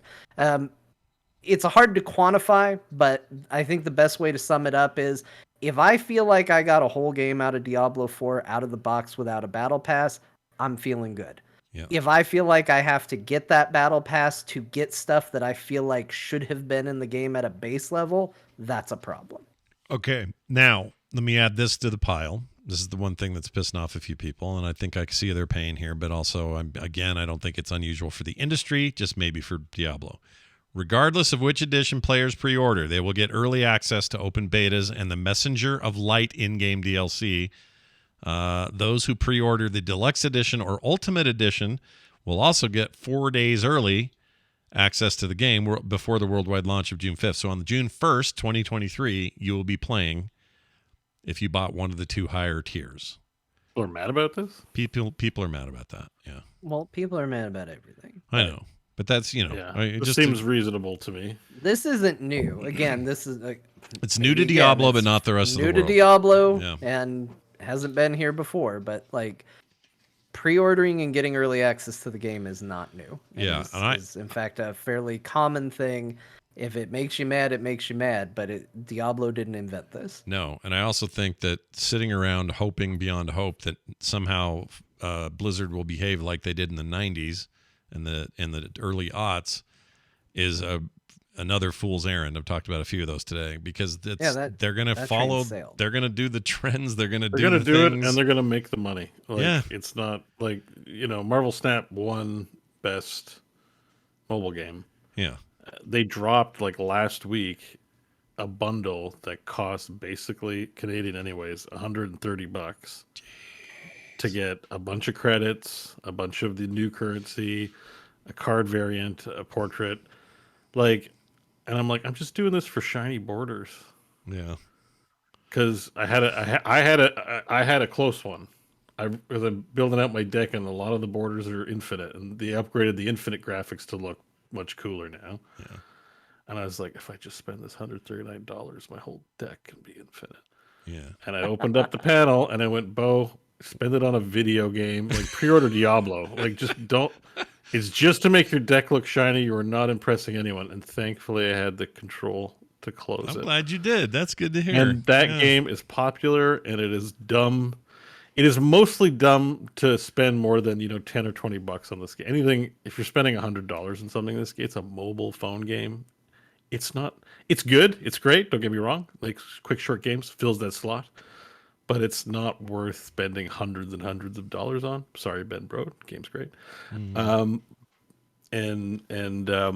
The whales will, but you're the not. point I'm trying to make is these games as a service, it's here to stay. Battle Pass, we're settling into a pattern of what's comfortable for regulators and what's comfortable for consumers. People like battle passes, and they're gonna have them in Diablo. They have one in Path of Exile. There's Kirax's Vault. Yeah. You can't pay to skip, so Path of Exile gets to put on its hipster glasses and goes, only shitty Blizzard makes you pay to skip levels. And all the people who respond, that message resonates with them. Yeah. They'll be like, yeah, I play Path of Exile, not that Diablo shit, and great, go play your Path of Exile without damage numbers. Still the big hang up for Bo. I can't believe how much shit they talk about Blizzard and they don't have damage numbers in their game. I love that so much. By the way, I Path hope of they Exile. never do. I hope they never do, so that this beef will always be here. Yeah, but I think it's funny. Yeah, it's really the worst part of Path. But let me ask you this. Okay, so it sounds like I'm going to be like I'm defending Blizzard here. I'm not. I'm just saying. I remember back when Diablo 2 came out, and then they announced what was the expansion called? Was it Lords of Shadow? Lords of Shadow. That's it. Yeah. Thank you. So Lords of Shadow gets announced. I remember gamers being pissed about the fact that they were going to make an expansion. Why don't you include this in the main game? This should be the main. Why make me pay twice? Just put it all in there. That's the plan all along. Because then pay $150. Back then, that was the thing of the day. You made a game and then you added to it and made more money, and that was standard. Well, nowadays we think of that as just fine. And when this new stuff comes, we get all bent out of shape. This is just today's version of that. And it will continue to be that way. And there'll be some extreme examples when the horse armor for freaking Oblivion happened.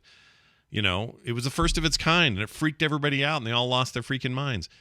You know how many microtransactions happen now with the equivalent of way more than freaking a piece of horse armor? Do it. Grand Theft Auto does Everything it. Right? does it. Grand Theft, all like does it. all the AAA games are doing it. And I'm not basically. saying be happy because everyone's doing it. That's not what I'm getting at. What I'm saying is it is the way of the progression of this business. It's just the way it is. And Well, so you that's can why I had said that's why I said it's a thing that you have to quantify, right? Like it's not something I don't think people, feel how you're going to feel about it, but I don't think people can go, "Oh, this is guaranteed bad," or "This is guaranteed good," because we have to see what's going to be in it. You will know when you get to the end of Diablo 4 and you see what they're selling you. You'll know if that's a good deal or not. Like deep down in our heart of hearts, we know. We know if Diablo 4 left us really unfulfilled, but we can get fulfilled if we just throw them $5 every couple of months, then we know they did a bad. Yep. Like it's going to be something that you discover there. And I'll give one more controversial take about the whole like they're getting it early if they pay. Like I usually try to stay away from cost because I've had money to burn and I've had money where it's like, oh God, I have to save every penny. And I understand there is a spectrum. But if you have enough time to be royally pissed about 4 days early access, I think you can convert that into the energy to afford an upgraded edition of the game.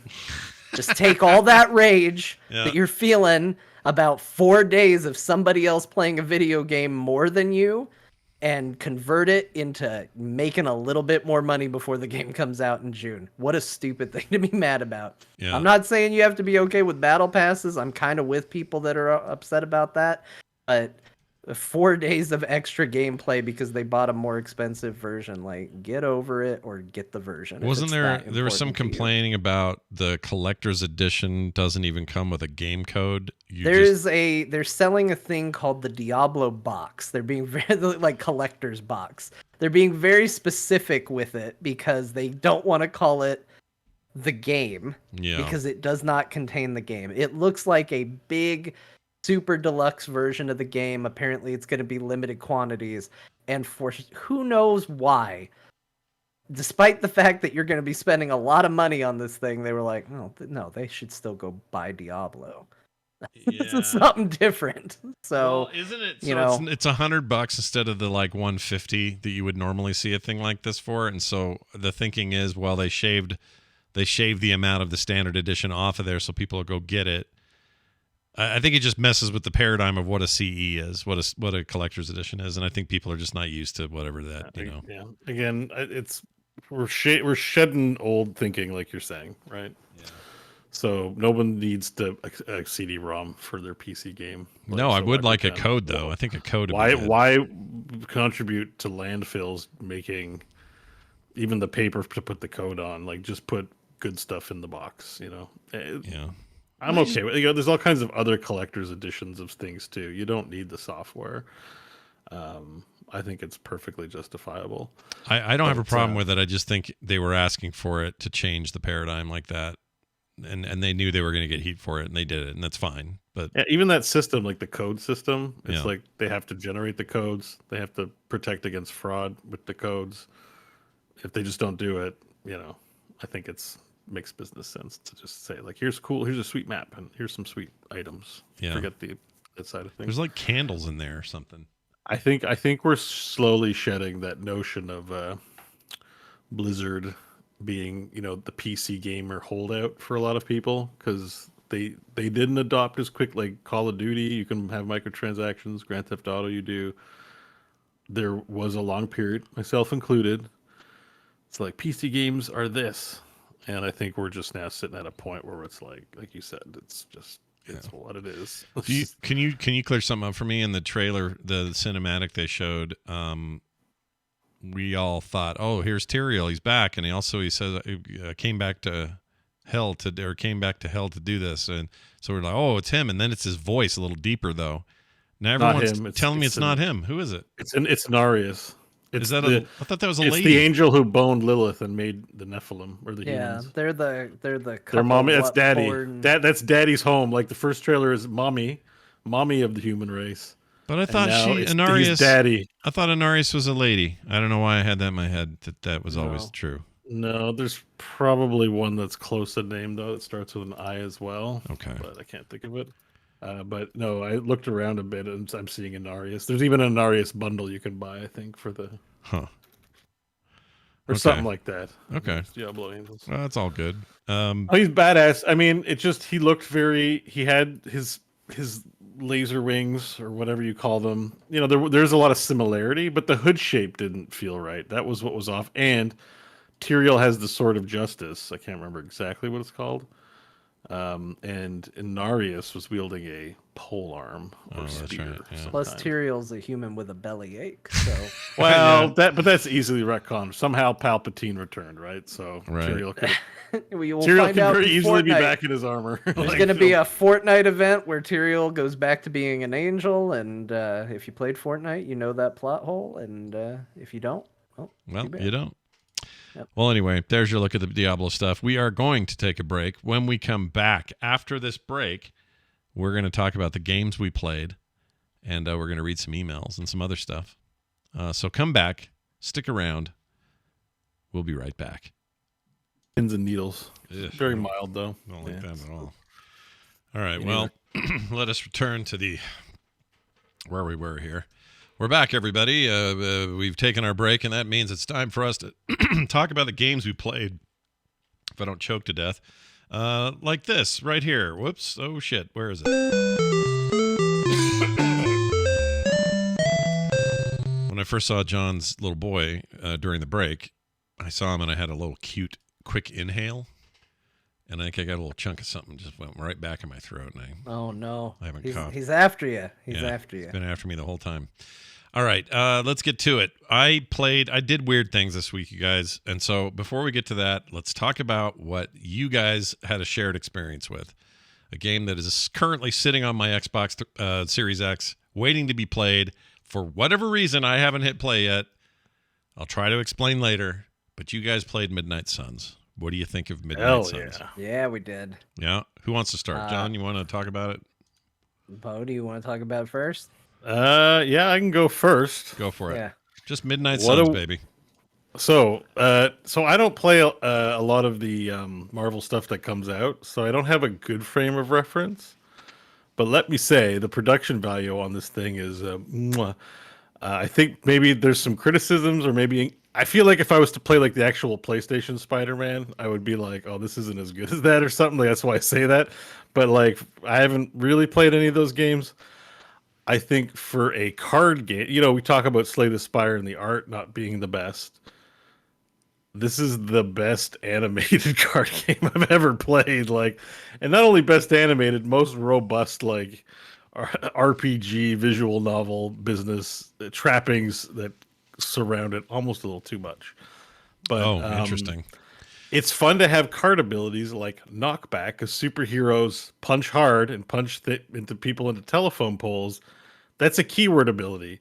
You're not going to get that in your Hearthstone, no matter how much they animate the cards to make it look like trample does trample damage and they put a big footprint on the card. To have an avatar, to have Spider-Man, like his is one of my favorites, where he thwips in the air and pulls himself towards the enemy and smashes him as hard as he can, is extremely satisfying to watch and to play. And there's a lot to say about the game, so I don't know how deep we want to go into it, but the production value is good. The mechanics are interesting because of it, so it's like tactical mechanics. Setting up positioning is a little awkward because you can move the characters though, and that gets better. I think I had misgivings at first because it's a bit of a glacial pace to unlock the cool. Like, it's a lot of talk. There's a lot of dialogue in this game. And I would say, the Abbey, which is like your XCOM base, but for superheroes, I sort of wish it was more like XCOM where I didn't walk through it and explore it. I kind of would like to just have the little buildings and see all the little people. Like, I would like more of a management sim versus being in it, and then still do the cutscenes. But apart from that, this is really, really solid game. This is a really good game. I think it's been reviewed a little on the low side, and I think it's just because there's so much visual novel dialogue that that, like I said, I had misgivings the first little hump, but once you start doing side missions and doing what you want, it's fun to just go out and spam missions. It's a good time. I've heard so actual reviews, like from reputable review sources, they all seem pretty glowing about it. It's always just been players who come to me and go, It's in the 7 to 8 range with like the IGNs and stuff Yeah, like that that's I not picked bad. up, and I'm like, this is maybe don't give it a 10. Maybe it's not a masterpiece, but it's a solid. Not this is really good. yeah, It's not a roguelike. It's like XCOM. It's a campaign sort of thing. Maybe the randomness of the missions in XCOM is not as present, but I'm still in part 1. I've played 10 or 20 hours. I'm not even through the first part yet. So that's how much freaking dialogue is in this game. And I think the superheroes themselves are hit and miss with their renditions. Like I didn't like Doctor Strange at first because they made him an old. He's arrogant, but he's kind of like a Gandalf, like he's an older one. But then I like the take on it. But I don't like Agatha. I'm just like I didn't need this NPC. I'm like I don't know. Some stuff I could take it or leave it, but it's a cracking good time, man. I really like it. John, are you John, are yeah, you what in do you think of accordance it? with Bo's take? Do you like it? Yeah, I think it's a really good way to look at it, and I think looking at it as like a tactical card battler over, because I think a lot of people that judge like graphically and fidelity wise, I feel like a lot of those people are judging it on the merits of like an action game, kind of like Bo said. Right. Like, how does this hold up to Spider-Man on the PlayStation? It's like, well, it's a completely different style game, and I think it's more fair to compare it to maybe XCOM, but I think you could also compare it to Card Battlers and say like, how does it compare to that? And in that camp, it looks phenomenal. Um, I think this game is really good. Like Bo, I think my early time with it, I was like, boy, did the developers just not realize how fun their game was? Because it does feel like they put a lot of barriers in between you and playing the game, which the card fighting game elements of this are so good. Like the tactical battles are so good. I just want to sit there and spam them. And smartly, I think they did have faith in how good their game was because unlike some of the stuff they've done with XCOM, where you get punished for just spamming mission after mission after mission, like they loved in XCOM 1 and 2 to kind of have this ticking clock in the Yeah, background that would kind Doomsday of Clock. force Yeah, you, Yeah, I hated to that. force you into the next story mission. This game doesn't do that. And I'm so thankful for it because I have not been playing this game primarily for the story. I've been playing it because I just love playing this game. Like, it is an extremely fun tactics game. The characters are really good and really different. And I like seeing what they're going to bring to the party. I definitely have favorites. I have ones I prefer to bring than others, but I also think, the character you play as, the Hunter, is a really cool character. I really like Spider-Man. I really like Iron Man. I like the way that they make them different. It's not just the cards they get. They also have traits, so you can do a thing where you can redraw cards. But with Iron Man, a lot of his cards have redraw abilities where you don't actually lose the card, but by wasting your redraw on his cards, you make them more powerful. And it's little mechanics like that that make the heroes feel different and kind of change who's with you, changes the gameplay. I will also echo the story stuff is kind of hit and miss. Honestly, I skipped through a lot of it. And I say that as somebody that does like story in video games, but a lot of this does feel a lot like, hey, don't you want to be buddies with Spider-Man? It's like, yeah, I do, but I don't necessarily need to see the fifth scene of me hanging out with Spider-Man playing video games. Like, I'm kind of good. Well, let me it ask you definitely this. has the vibe of like we made this game for people who don't have friends in real life, so they can experience the magic of having friends. Having real Yeah, friends. there's Yeah. a lot of And that. your friends are Tony Stark and Peter Parker and all the coolest people in the universe. And it's a little cringe when it gets that way, And it like, you got to find out why magic's depressed.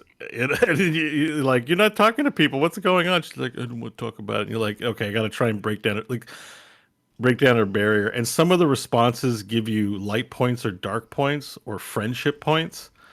And I hate that that tension between the gamer brain wanting to get the points, Yeah. but answering something I hate, or actually, maybe being a dick in a situation, but then getting punished because I'm not focusing on my build or something. I've chosen to just ignore it now. I'm just like, I just respond with whatever option I want to. I don't care about the system. But I think that's what's smart about how they built it, because I think it's actually built with that in mind. Like, as far as I know, I could be wrong by the time I get there. So again, grain of salt with what I'm about to say. But as far as I know, the light and dark are only there to deal with the cards that the hunter gets and perks around the cards. It's not like a light ending, dark ending, as far as I know. Well, I don't know yet. But you definitely I wouldn't put it past them, but from what I have heard, it sounds like that's the case. Okay. And but I'll know when I get there. But I like it because it made me feel free to kind of go the way I wanted to go, and I very quickly realized, like, oh, you know what? It's not worth worrying about. And it's not a sliding scale. It's not like, oh, I got points in dark, now I'm slipping back down on the dark side. It's you just accumulate points in the area that you want to. And so I quickly learned that it's not particularly a bad thing if Magic wants to hear the emo responses to all of her comments. It's fine if I pick those, Right. if I feel like it. And you know what? If I don't feel like it and I want to pick those comments, then I can just be okay with the fact that Magic and I aren't going to get along. You don't get along with everybody you meet in real life. You don't have to get along with your entire team. And even they don't. There's stress between the Avengers and the Midnight Suns. Like, there's a drama there, which I actually think that particular story is okay. Maybe I'm not as far as you, but the drama so far has been they don't want to hang out and watch movies with us, or Tony and Steven are like working on science projects, and like Nico's like, yeah, they think they're better than us because they're doing all this. Who do they think they are coming to the Abbey and taking over? We just like to hang out and watch movies, man. I'm like, okay, like. I would say though that some of the Tony and Stephen Strange stuff feels very MCU in their relationship, but that part's like I laughed out loud at a certain moments, like the Doctor Spooky line and stuff. Because you wake up as a total noob, so Tony's like, "I'm Tony Stark, and this is Doctor Spooky," and then your character is all, "Hello, Doctor Spooky, nice to meet you," and I just found myself chuckling over that. Pretty standard, like it's expected, but I was laughing anyways, I guess. Like it's just well performed, like still. So can you skip this stuff, like this story stuff? Yes. Can I skip it and just can. play the You game? can skip every cutscene and you can be through every dialogue if it's just a standard talk. So if you read faster than their delivery and you just want to read and like just give me the gist, you can just press B through it and read along with it and go, I kind of get what's going on. The thing that happens is that it does lessen up, and some of the relationships. Okay, I'm curious to find out where Blade goes with his crush on Captain Marvel. I really liked Blade. Like that's the thing. Is some Blade is characters great. are likable. Yes. Blade is awesome. I liked He's Magic. The best one. I actually don't like Tony Stark that much. I think it's in his delivery. He feels a little too, I'm trying to do a bad Robert Downey Jr. And I kind of wish he would just pull it back a little and just be someone different. But Wolverine is Steve Bloom.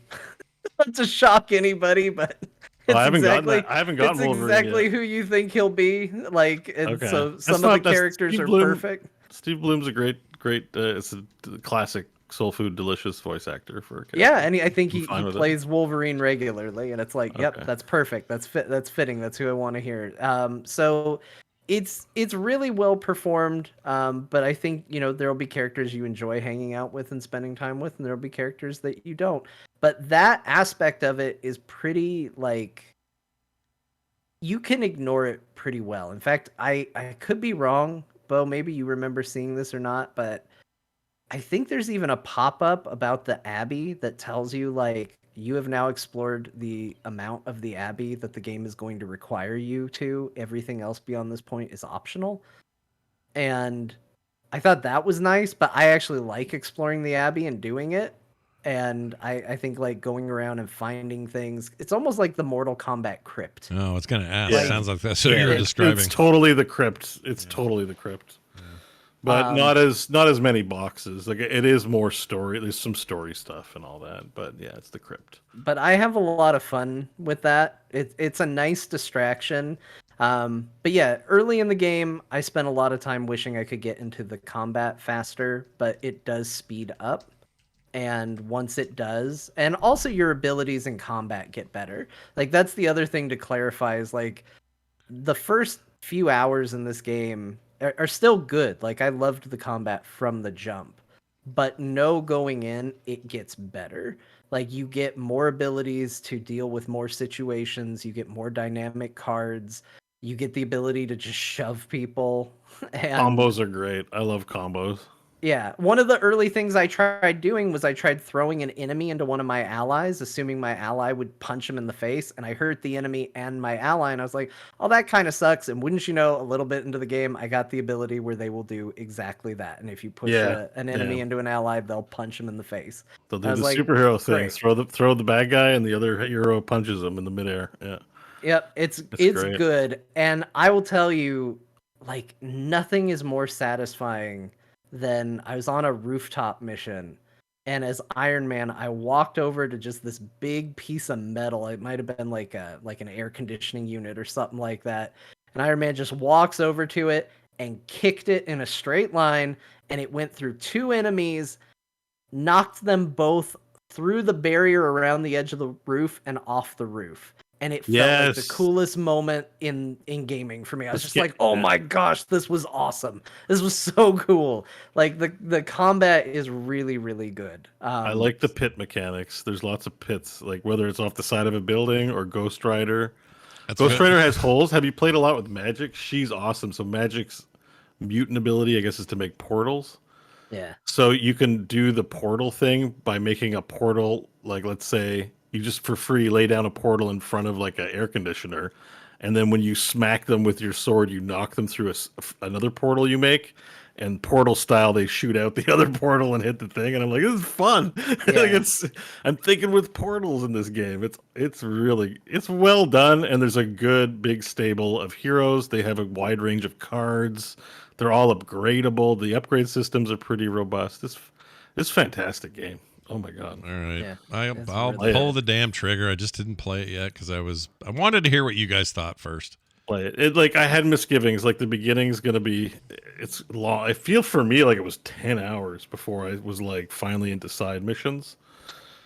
But I was listening to a lot of the dialogue and stuff. I was like, there might be clues or something. But Yeah. I did that thing where I downloaded it, pre-downloaded it on the Series X, and if you do that, you don't have to pay until you launch it. And so it's just sitting there waiting to go. So I could decide, like if you guys said, "Oh, this game sucks, Scott, don't bother with it," I could just delete it. But no, if you want to play a really great card, you're gonna love this game. You like superheroes, you like video games like this. I like card games. You're gonna like it. Does it have a long tail, like outside of just the story? When you're done, what is there any kind of like, hey, I can keep going? I don't know. I've heard the campaign is like 70 hours. So I've played 28 hours and I don't have the full team yet. Okay. Yeah, Like, this is a full RPG like purchase. Okay. That's why you're paying So it's the a box big price. game. So you're gonna get a lot of it's a big meal. It's big. I just got a new character and I think I still have 2 more to unlock and I'm 28 hours into this thing. So Wow. there's a lot of game there. I did see chat asking about the Steam Deck, so they actually posted this, and this is what they wrote about it. So you can play it on the Steam Deck. I have. There are some issues, and I've heard people saying that it's crashing for them. I didn't have any crashes, but I did have a problem where the cursor kept constantly popping up, and then I'd have to go into a mouse mode and move the cursor, and then from being in the middle of the screen and then go back to playing with controls. But this is what they said. From the dev team, Marvel's Midnight Suns does not feature optimizations for Steam Deck at the moment and is not verified for the platform. It is something we are investigating and will share further news once available. Related to the above, some users have reported issues when it comes to their cloud saves transferring across PC and Steam Deck. This is something we are investigating as part of our broader look into Steam Deck optimizations, and I can confirm that my saves did not carry over when I played on Steam Deck. Oh, they didn't. Okay, I hadn't heard that. So, but I did play it on the Steam Deck, and the little bit I played fine. So when they do that, I think this will be a great Steam Deck game. Yeah. But it's not 100% there yet. Well, what you've done is you've so far you guys have better explained to me what this actually is, and what it sounds like to me is just like it's not XCOM is there's some lineage there, but it's less XCOM and more smart card battler. That's what it sounds like. Yeah, it's like imagine a really robust 3D card battler with XCOM type mechanics built into it. Yeah. And then when you're not doing that, picture running around on the Normandy in Mass Effect. Yeah. And then also running around the crypt in Mortal Kombat, and you basically know the 3 components of this game. It is those 3 things. Those are components I'm fine with. That sounds all right. And knowing that I don't have to, if the story's dragging, I can skip through a lot Let's of it. go straight to the mission table. That stuff too, a lot of it's to unlock gloss and stuff to buy with gloss, which is cosmetics for you into superheroes. So, Right. and like you have a room that you can decorate or not. Like, you know, Yeah, so like it's really up to you. a lot of that exploration stuff is for side business. Yeah. It also has difficulty slider a la Diablo. So Oh, nice. you can crank up the difficulty, which basically the reward is more gloss. Right. So The game keeps telling me I need to up the difficulty, and I'm on heroic 1 right now, and I'm like, no, I'm happy. I'm happy on Good where heroic I am. 1, but like I did a mission and it came back and it's like you should be on heroic 3, and I was like, I don't want to be. It's hard enough. I still fine. feel like, and that's the other thing is the matches. I haven't failed very many, but I still find them challenging in the sense that I'm still learning the mechanics. Because again, there's knockback, but then there's like an upgrade, Forceful knockback. forceful knockback. Yeah. And I'm always like a little unclear on the difference because it's not like that gives me +1 and this gives me +4. It's like a physics-based calculation on the map. So I'm like, forceful knockback is even stronger.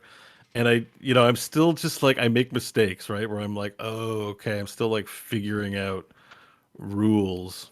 Yeah, it took me a bunch of tries with Magic's portal. It didn't make sense to me Yeah, at first. same, I was like, I'll put it here because then I can knock a lot of things into it. I didn't realize that was the exit point for her portal, and that Yes, it I would did be aimed that. at what I told it to be aimed at. Because the first time I thought that would be what I punched them through, and that's not how it worked. And then the second time I was like, oh, well, there's lots of things around this portal, so this is a great place to drop it. And then I knocked him through and he didn't hit anything because I didn't realize I also had to decide what they hit when they come out the other side. Oh. The game definitely needs a hero try mode available right from the start where you can just take it in and hit a dummy. And Yeah, you figure get out- it, but I unlocked it at a point where it was no longer useful to me. In fact, they literally, once they hit a certain level, you can't take heroes in there. Oh, you And do I get had one? heroes I have- at that level. Yeah, I you can go to haven't- limbo and just train with characters constantly. I think I just unlocked that, but I didn't. No, because there's also these special mission, the puzzle missions. Is that Limbo? No, So that's something different. That's okay, to get 'cause your I- Midnight Suns armor, which Oh, I okay, did yeah. one So of I did those. I did the first one. It felt like I was doing pool because you gotta figure out how to use the force, the knockbacks and movements. Like it's tricky the way it works because you can't. Well, in that puzzle, you can't just move, and you can't really move a lot. You have to like use the ability, and it shows you where you'll be positioned at the end of the ability. So you kind of got to do a bit of like tactical thinking along those lines. It's different and new, so there's adjustments to be done. Yeah. Sounds Great awesome. game, It's Scott. a Play it. Super good. cool game. I Alright. highly recommend it. I love No regrets. Midnight Zero Suns. full price purchase. Zero regrets. I'm loving it. What is this thing? $70, 69 US, I think. Isn't that the deal? It's pretty expensive, but that's the new thing, right? That's everyone's new price. Although is Steam I 10 mean, you bucks can less? do the more expensive options and get DLC, but I will say like the default suits for the heroes are probably the best, and there's a lot in there.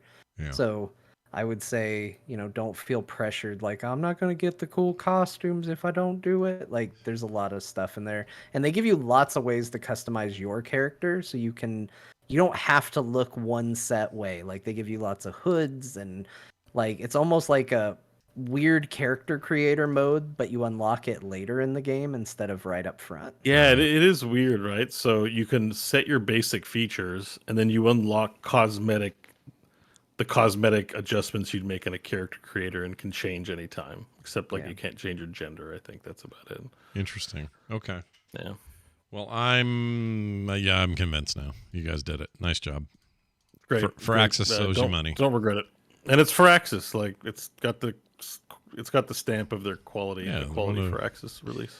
Somebody was arguing with me how you say it. Well, you guys say Firaxis, right? Yeah. Somebody told me it's Fire Axis. Well, I there's think no it's E. Firaxis. That's what I thought. I It's never. Firaxis. Okay. I would bet my life on it. Wow.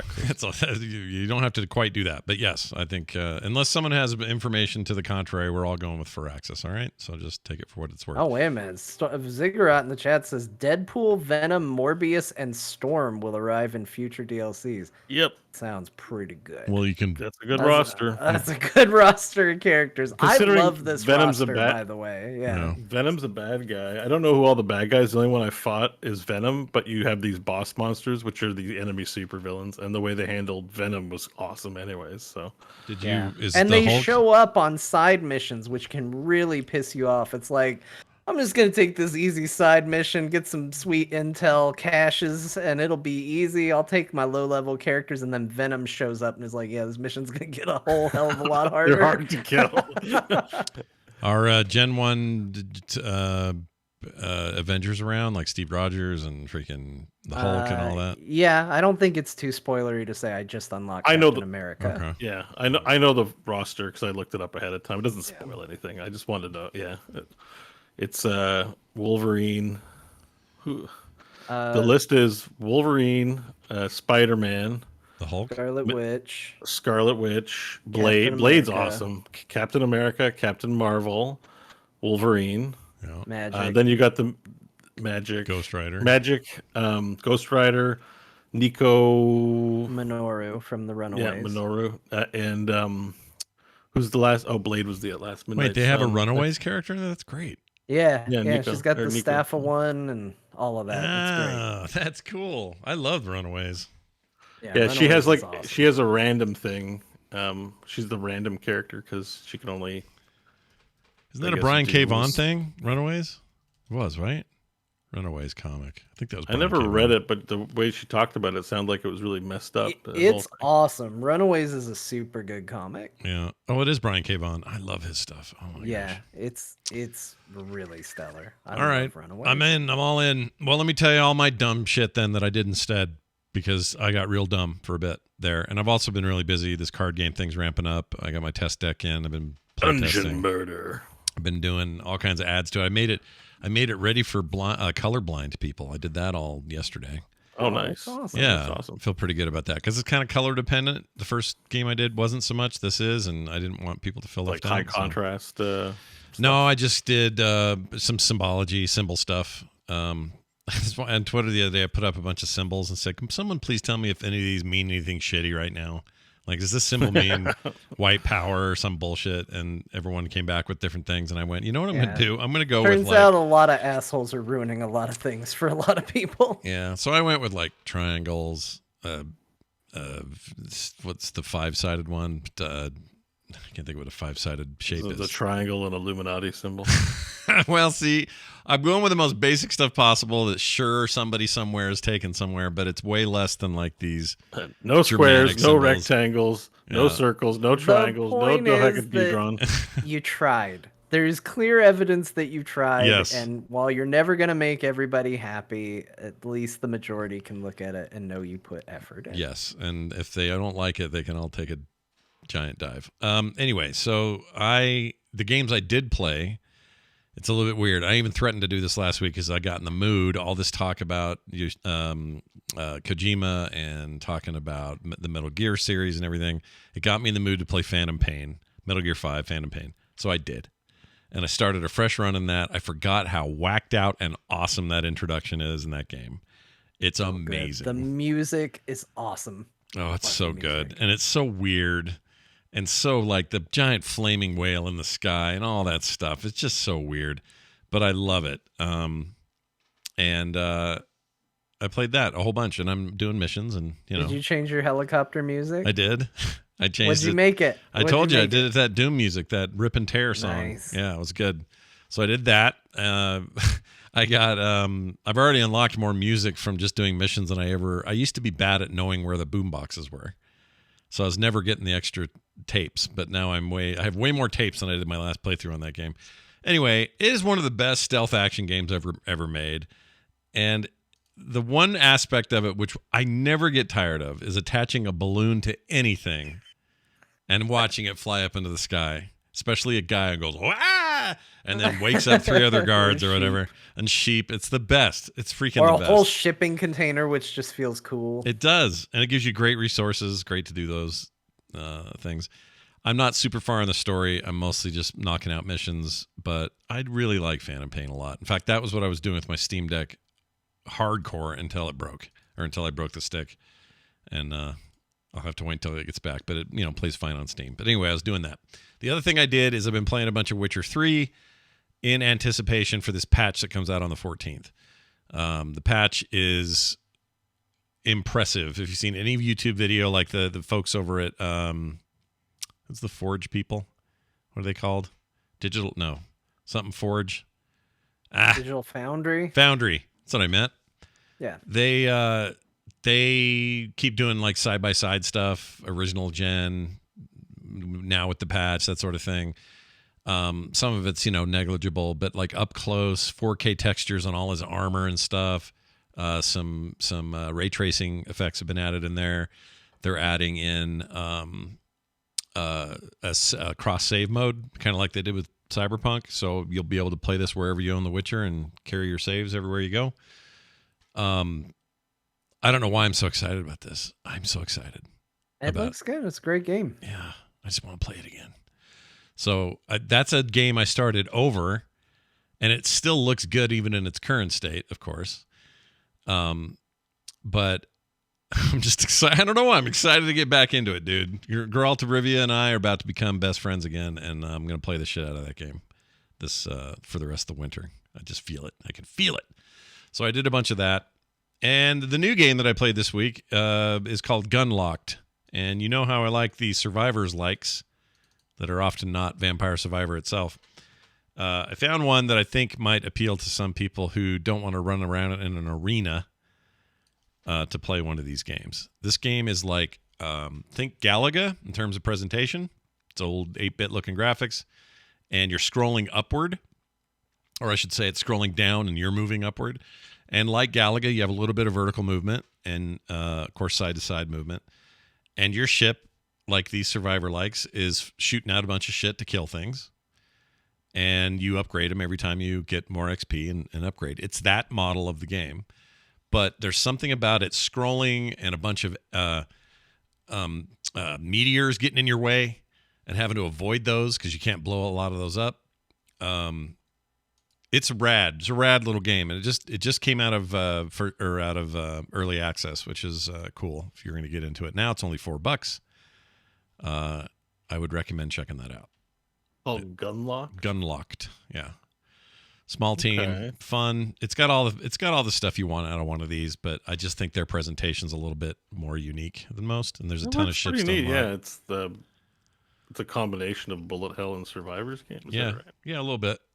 I mean, they all kind of are that, but let's see if I can find. No, but it evokes like a classic space shooter Yes, game. very Galaga, very Galaxian, very that kind of era of whatever.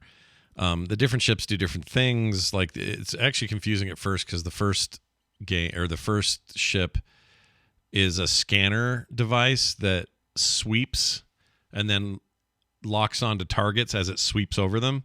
And then you fire out homing missiles, and it kills those. The next ship you get, though, has like a railgun. It's a little bit more traditional, like a forward-firing one. But it's like these Survivor games. It's still this stuff's kind of based on a timed rotation. You got a little cooldown thing off to the left. You have augmentations, utilities, and weapons that you're trying to unlock. You can swap some of those out. I think the presentation's cool. The music's nice. It's just a fun little one of these, and it's under $5. So how can you go wrong? Oh, this was the game. This is the game where I found out the Steam Deck was broken because I went to go install it on there, sat down next to my wife, And then just instinctively, my thumbs go up to the sticks to kind of just, here I am on the thing. I'm going to move these sticks around. And that stick didn't move. And it felt weird. And I went, ah! I actually made that sound. I went, ah! Kim goes, what's the matter? I go, look at this. And she's like, what the frick did you do? And that's how the whole thing started. But anyway, It I played was a visual novel. Got it.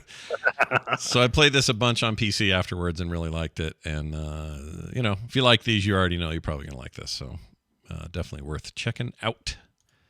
John, more Fortnite. How's the new? I keep hearing the new engine stuff. The 5.1 Unreal Engine update is like beautiful in that. It game. looks really good. So yeah, Fortnite went into a new season. Yeah, they do. So they do seasons, which are like big, massive changes, and they do chapters, which are sort of incremental changes. So this is the fourth season. It's a brand new map. They're now using the latest Unreal Engine effects, so the game looks really, really good. It still looks like Fortnite, like it still has that style, but it looks impressive. It's a very different feel and vibe to it. The new season comes with a lot of cool new battle pass stuff. So you've got right now Doom Guy is in there. The Doom Slayer is a skin you can get in there, and the other big one is Geralt of Rivia is going to be coming. He's not in it yet, but he will be there. They showed him at the Game Awards yesterday. He looked good. He looked real good. Yeah, he actually looks really good in Fortnite. Sometimes you see things in Fortnite and you're like, ooh, that didn't make the transition over very well. Yeah. Geralt actually looks really good, as does the Doom Slayer. And the new season, I mean, it's taken some adjusting. Like, you get very used to playing one particular way that works for you. And all of a sudden, I liked sniper rifles last season, and there are almost no sniper rifles in the game anymore. Oh my gosh. There's one, and it's a DMR, and it doesn't work the same way as a sniper rifle. So all of a sudden, I got it the other way around. It's Chapter 4, Season 1. So chapters are the big updates, seasons are the smaller ones. Are people pissed about right the concept, sniper gun thing? Does that make people mad? I don't know. People get mad at about everything. Yeah, that's true, I guess. But I just look at it as it's a change. Like, I would get very sick of this game if I just played it the exact same way all the time, and that's kind of what was happening. I finished the last battle pass, and I wasn't having a lot of reason to log in. It's like, I kind of found where I like to drop, what I like to do. Now it's all gone. So I have to kind of rediscover that. But they've put some cool new weapons in there. There's a giant gravity hammer that you can use as both a traversal weapon and as a big way to just slam people. But you can also bounce around the map on it. So it's a lot more mobile in that sense. They have a thing called the Excalibur, which is it uses shotgun ammo, but it is a gun that fires a sword. It's a precision weapon, but it has, once it hits, there's a momentary delay, and then it explodes, and it does shotgun level damage to it.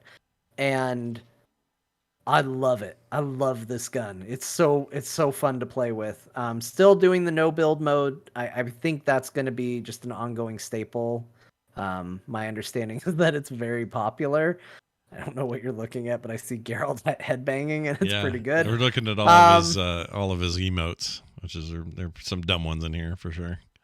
So yeah, it's a fun new season. I'm having a good time with it. I went from feeling like I was pretty good at Fortnite to feeling like I'm awful at Fortnite. So it's kind of fun to get good at it again. But I do want to mention I did the event. We talked about this, that they do one-time events, and what is the value in doing an event where it's like you're either there and you participate and you see it, or you're not and it's gone and you're never going to see it again. And I think the idea for that kind of content is really cool, but I did it and I dropped connection in the middle of it. They had server issues and I got dropped from the server and I couldn't log back in, and so I missed the one-time event. You had to tune in and watch Ninja do it or something, right? Yeah, I watched Ninja do it because I was just like, what happens? Because I was in the middle of it. I was doing it, and I was like, I need to know what happens. I need to see where this is going. And his stream was like at the top of the list. I clicked it, and I was just like, all right, I guess I'll watch Ninja do it. Now, people are telling me it was underwhelming, but that's not the point. It doesn't matter if the event was phenomenal or terrible. The idea of one and done content is a really cool idea, but at its core, it has to work. Yeah. Yeah. So again, it doesn't matter if it's phenomenal content or the worst content in the world. If you're going to do it, it has to work for people. So they need to figure that out, because you should walk away from those events going, man, that was really cool. Not, boy, I wish I could have participated in it. Yeah. No, I get that. I still think it's really cool they do them, but that shows some of the seams. It's not perfect yet. You know, we still have to rely on the internet, blah, blah, blah. Very nice. Bo, Satisfactory with Mike. How satisfactory was it? I didn't play too much, but it was satisfactory. I like Satisfactory. The amount I did play. It's fun. It reminded me a lot of Dyson, except in first-person view and with multiplayer. Yeah. So it's a non-violent game. There's some animals that attack you, like No Man's Sky style, but it's very easy. But I finally pulled the trigger on it, and so far I liked it. You know, the kind of activities you get up to with your friends are, let's mine this ore, let's make a conveyor belt so that we can refine the ore, let's put the ore in a storage bin. I've got copper. What are we working with? Copper, Iron, and I think copper, iron, and what's the whatever other I one? used to make asphalt, which I think is limestone. Oh, limestone, right. Yeah. So, and it feels like there's, you know, if Dyson's any indication, still a lot more to go on the tech tree. Oh, yeah. But works really well. The multiplayer is really fantastic. And he's got a young one who's getting into video games. Don't tell anyone, but his son is getting a Switch this year. Oh, yeah. And so he's opening the floodgates for the video games for the young lad, who pretty much most only plays Minecraft, which is kind of in the same vein. And he saw Dad playing this and went, "Dad, what is this?" And I think their father's sunning it up. And I think Mike's happy about that because he's not a big fan of the violent games so much. So it's kind of nice sure. when your kid wants to make iron ore with you. I It's like, don't know if you guys saw this, in a but virtual world. So I had a good impression overall with this game just based on even that. Yeah. And I didn't play it too much, but I was glad I finally got to try it. Our mutual friend Bill Duran made a helmet and suit out of this and then wore it at Dragon Con. It is so good. So you know the guy when you launch the game, I don't know if you play I think you can play it in third person, but when you see Mike running around, that suit and that helmet and everything, like he got There's a into distinct spaceman, generic, like don't know the identity spaceman look. Yeah, for sure. Yeah. It's really cool helmets though. But anyway, it's a rad game. You're making me want to get And back I saw in. that you could make a ghetto blaster at one point in the trailer. I haven't gotten there yet. It's like he's walking around with the ghetto blaster on his shoulder, and I'm like, you can make a tape deck in this game. I want it. There's like nuclear power. There's trains that are powered by the nuclear stuff you do. It's cool. The game's got some deep stuff in it. It's pretty neat. Yeah, and we made the mistake of starting our build in the side of a mountain, and it's hard to see things visually because it's on a slope. Yeah. Like classic Mike. Mike actually builds things in real life. Like he left a well-paying job to be a handyman, so he just will.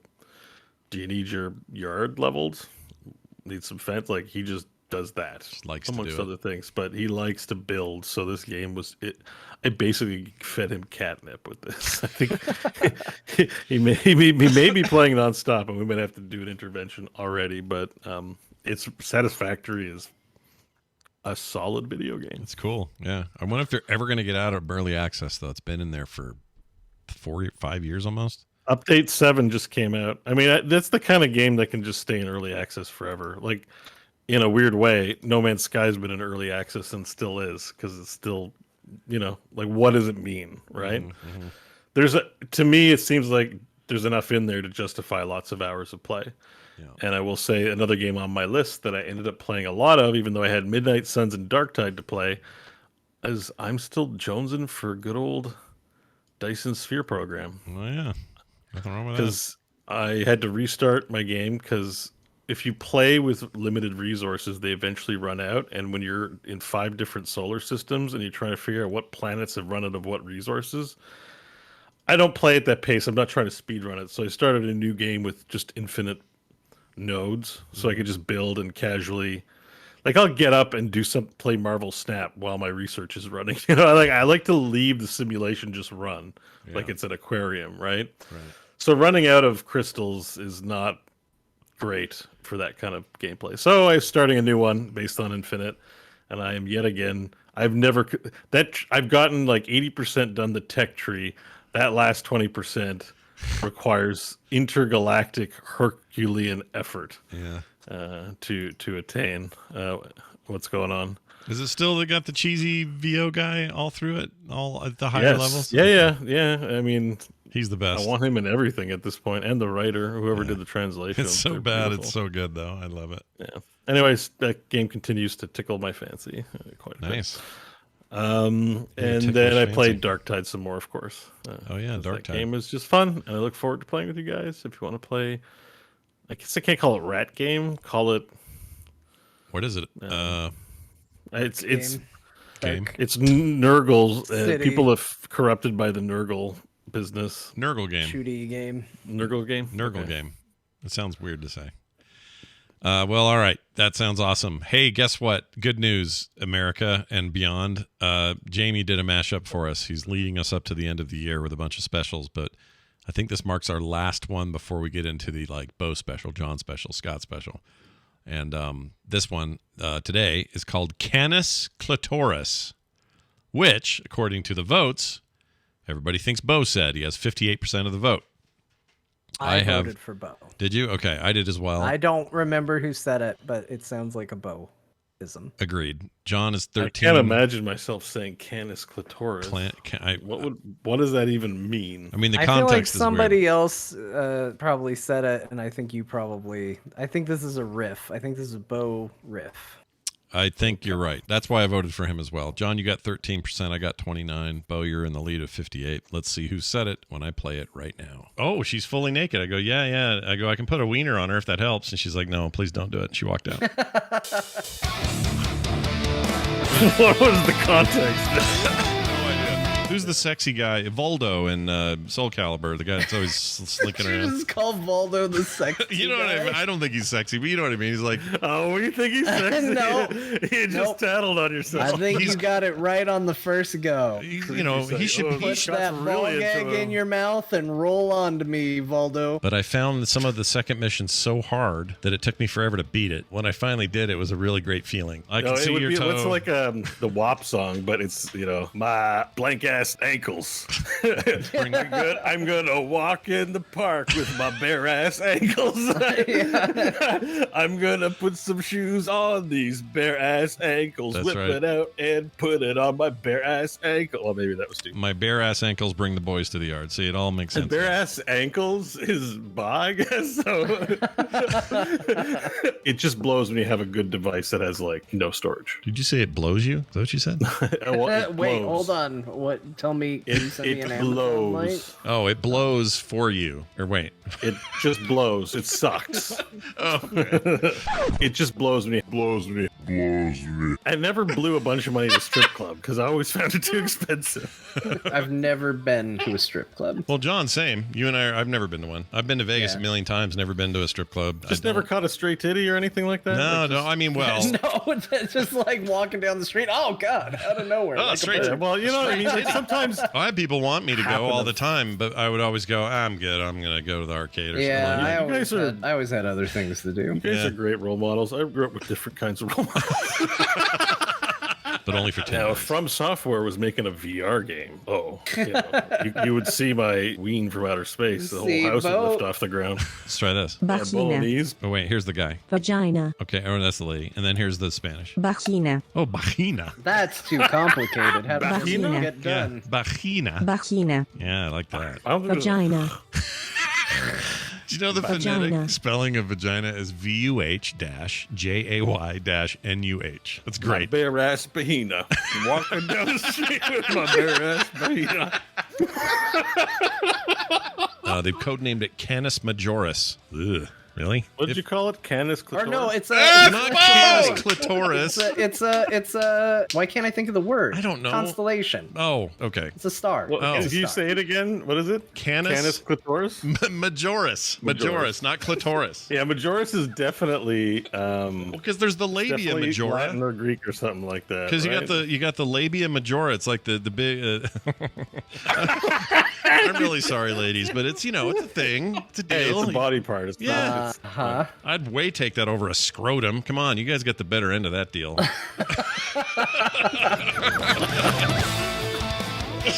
John was right. He was riffing on somebody else said something. He heard it kind of wrong and Canis riffed. majoris, and I said Canis clitoris. Yeah. Okay. You I won. forgot that entire interaction. I forgot most of that. I forgot that I sang bare ass ankles. I don't remember anything we And ever I talked forgot. about, so I don't feel I bad. forgot lots of that. Yeah, it's the point. And Jamie captures it all so well, and I can't wait for our end of year stuff. So Jamie, once again, you kick ass. Nicely done. All right. I think we're about done except for this. That's a good question. Oh, go ahead. What are you gonna say? Well, what was that first thing you said? I think it's important. We know that. I'm sure it's fine, but What was it? Did I say? you said.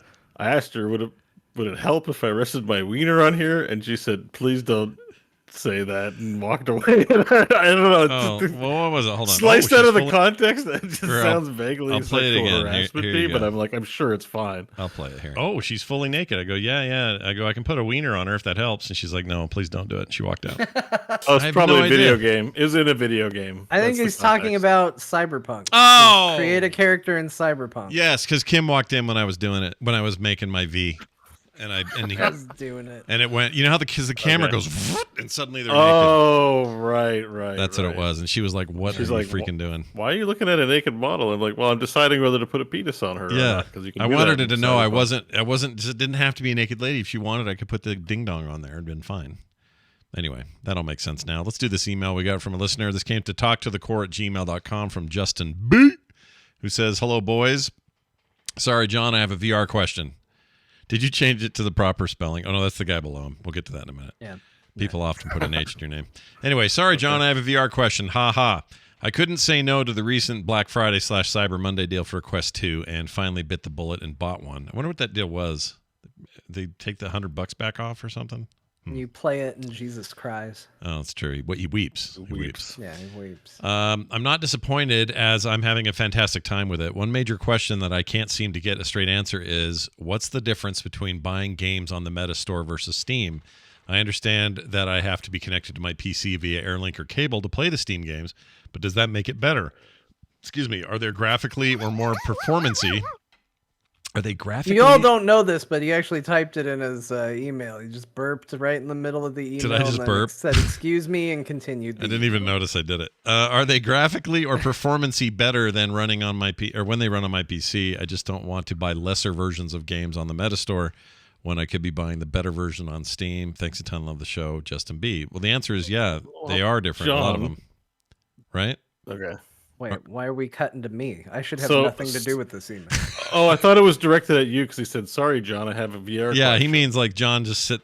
I tight. read it Yeah, as, in, "Sorry, John, I got a VR question. If I could trouble you with it." And No, then, he's you know, telling like, me to. He's telling me to I'm take a sitting here breather like- on this one. Yeah, I gotcha. Okay, he's apologizing for changing. yes, the because he knows topic. John hates Okay. him or doesn't want to talk about VR. I was But- sitting here the whole time, like, why is he asking John? Does he think my name is John and John is Bo? Because people do that. That's happened. Oh, I like this story. Yeah. This would be a better story. Um, But don't you agree? Like there are some experiences that are definitely better versions of those games on PC, and that would be the way to go if you want like better So fidelity. the way to think about it is your Meta Quest is a console. One of the objectives of the Quest is to be performant on its own at 90 frames or 120 frames, which means graphics and fidelity take a hit. If you are playing connected to either the Oculus or the Steam store, you might be getting a more robust version. If your graphics card can handle it, you will get more graphic fidelity whether you're connected via Airlink or via an actual cable. Many doesn't- games, not all though. Some are straight up And the same. well, welcome to the VR part. It's not consistent policy. Some like a lot of some games for Oculus may still be downgraded from Steam. Steam is where you're most likely to find the higher resolution. Like if at your own risk, if your computer can handle it, plug it in, and we'll give you all the graphics. Saints and Sinners looks great connected. So I usually connect to the Oculus PC app, and then I run Steam VR in there and play in Steam VR. However, some games do look better through Oculus. Asgard's Wrath is one of them. Looks fantastic running off the Oculus app as well. The other thing is that it, depending on your graphics card, that's going to matter too. Just because it's a better graphics version of a game, you're rendering the game twice on an 8K. I think it's 8K or very high resolution. Yeah. It's going to put more stress on your GPU. You're going to get hiccuping, especially if you're doing stuff like Skyrim VR, where the performance can matter on a lot of setting knobs and dials that you have. And so if you're using doing a lot of playing around. If you're using AirLink, you're going to have potentially more glitches, right? You're better off having a link cable. Yeah, and VR does this interesting thing in order to reduce motion sickness and juddering. It uses AI predictive frames to guarantee a minimum of 50 frames. I learned this I have an observational app on my wrist for when I play games that I can observe the frame rate and observe, I can't remember what it's called. It's like cohesion or something like that when it's doing this. But you know how your smart TV or your True Motion TV Yeah. will add frames in? It'll do that for VR so that if something is choppy or low, it reduces that lag. Yeah. That also, though, requires computation and burns your graphics card headroom and all that stuff. It's like DLSS on an NVIDIA card, except Kind of. But if you're at the point where you're using it, you're probably not getting best performance. VR is different from flat screen gaming because if something goes 20 frames, you can I can just tolerate this spike. In VR, it's night and day because you're looking everywhere constantly.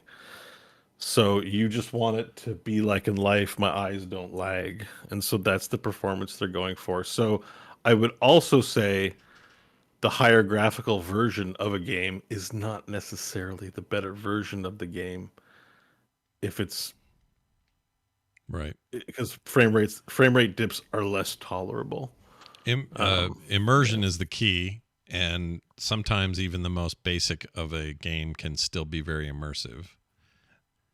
You set the balance that's right for you, and you have more options to do that if you're running it off your PC. On the Quest, it's a console. You're just playing the game they made for you that's been tested to run well. Yep. So take your pick. Well said. We also got a text here we're going to read real quick. This is mostly for John over here. Let's see what we got here. Oh. Hello, core team. Question for John with an H. So it's not you. It's some other John. Oh, no. Well, I'll answer anyway. Okay, good. That's how I do. We'll pass it on to the other John. He says, first of all, I love your journey through the Final Fantasy games. Keep up all that great work. I am trying to put together a Halloween playlist for decorating, carving pumpkins, etc. It's a little bit older in email, or text, but I wanted to make sure. Well, it's a little late. Hope it turned out good. I'm just going through the list. Anyway, I'm thinking of adding Kefka's theme from. Is it Kefka's? Am I saying it right? Kefka. Meaning apostrophe S theme from. He's missing an apostrophe. Yeah, that threw me. From FF6, Final Fantasy 6. I always loved that one, and I think it is similar to the main song from Nightmare Before Christmas. What do you think? Any other game themes that would make good Halloween fodder? Thanks for all you do, Micah from Syracuse. So we can parlay this into also Christmas or any other time. Like what's your go-to? I mean, I'm lazy. I just ask Spotify to give me a Halloween mix. It doesn't have any video game themes whatsoever. But some notes for what I think are good Halloween themes from video game soundtracks. Yeah, is there is a theme from Final Fantasy XIV called All Saints Wake. It's actually what they play for their Halloween event that I actually really, really like. It's kind of fun and bombastic. It kind of sounds like what you would expect from like the Disneyland main square type music. But I think it's really fitting. The entire Crypt of the Necrodancer soundtrack, I think, walks that line of like kind of a retro sounding dance, but with spooky vibes to it. And I think it's really good. I mean,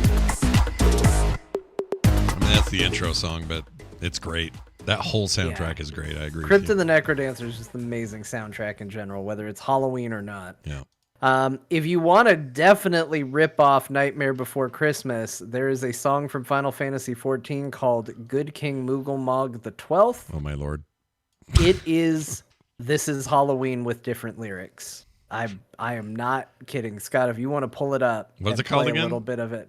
Good King Moogle 12. Wait, it's XII. Theme. Here we go. Let's see what we get. It is straight up Nightmare Before Christmas music. And this is, let's see.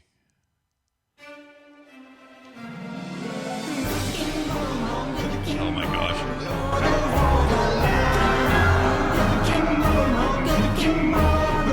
It is.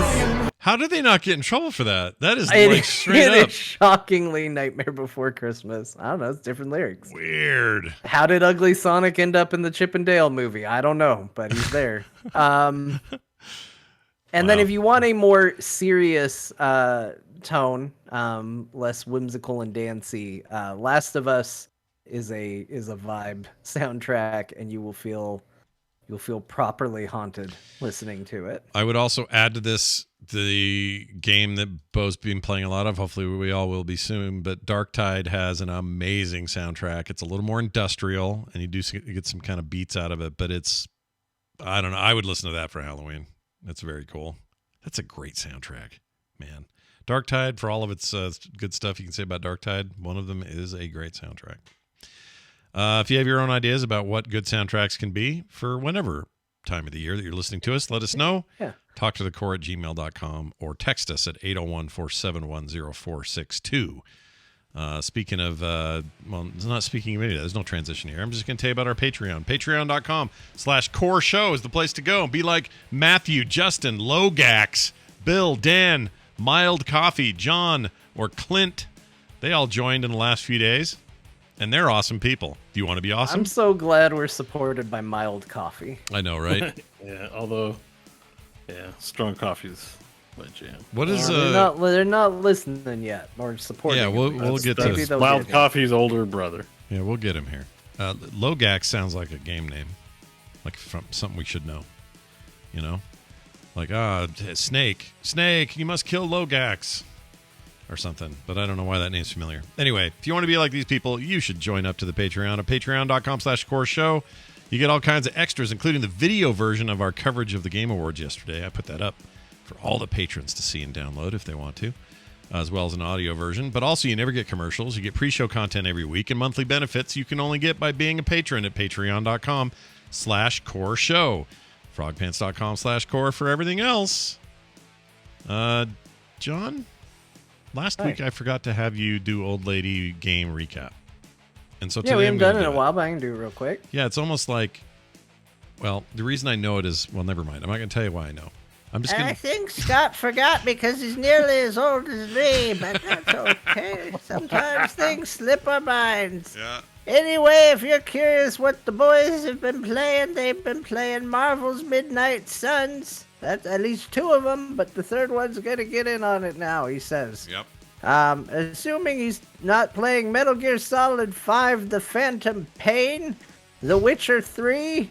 Those are the games that are also nearly as old as me that he's playing. He likes them because they give him a sense of familiarity and comfort. Not like these newfangled games like Gunlocked, which is a new game that he played. Yeah. John played Fortnite, big shocker there. Bo, he's playing Satisfactory, Dark Tide, and Dyson Sphere program. He likes building. Wow. He's trying to convince you he's a man by building things with his hands. Grandma, there's more to it than that. Oh. Uh-oh. You don't build, you make factory floors. We always have these Sure you do. family Sure you spats do. at the Christmas dinner table. I don't know. Grandma, you've set off another fire here. I don't know what that means. We're done, though. That's it for the show. Thank you, Grandma. Thank you, everybody. Thank you, Bo and John. And thank you, listeners, for hanging out with us today. We'll be back next week with more as we hurtle toward the end of the year and start working on our favorite games of the year. We'll be talking about that soon. Our very own awards, if you will. That'll do it for us. For me, for Bo, for John. We'll see you next time. This show is part of the Frog Pants Network. Yes. Get more at frogpants.com.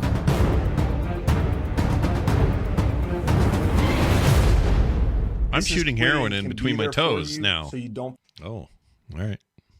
What? Wow.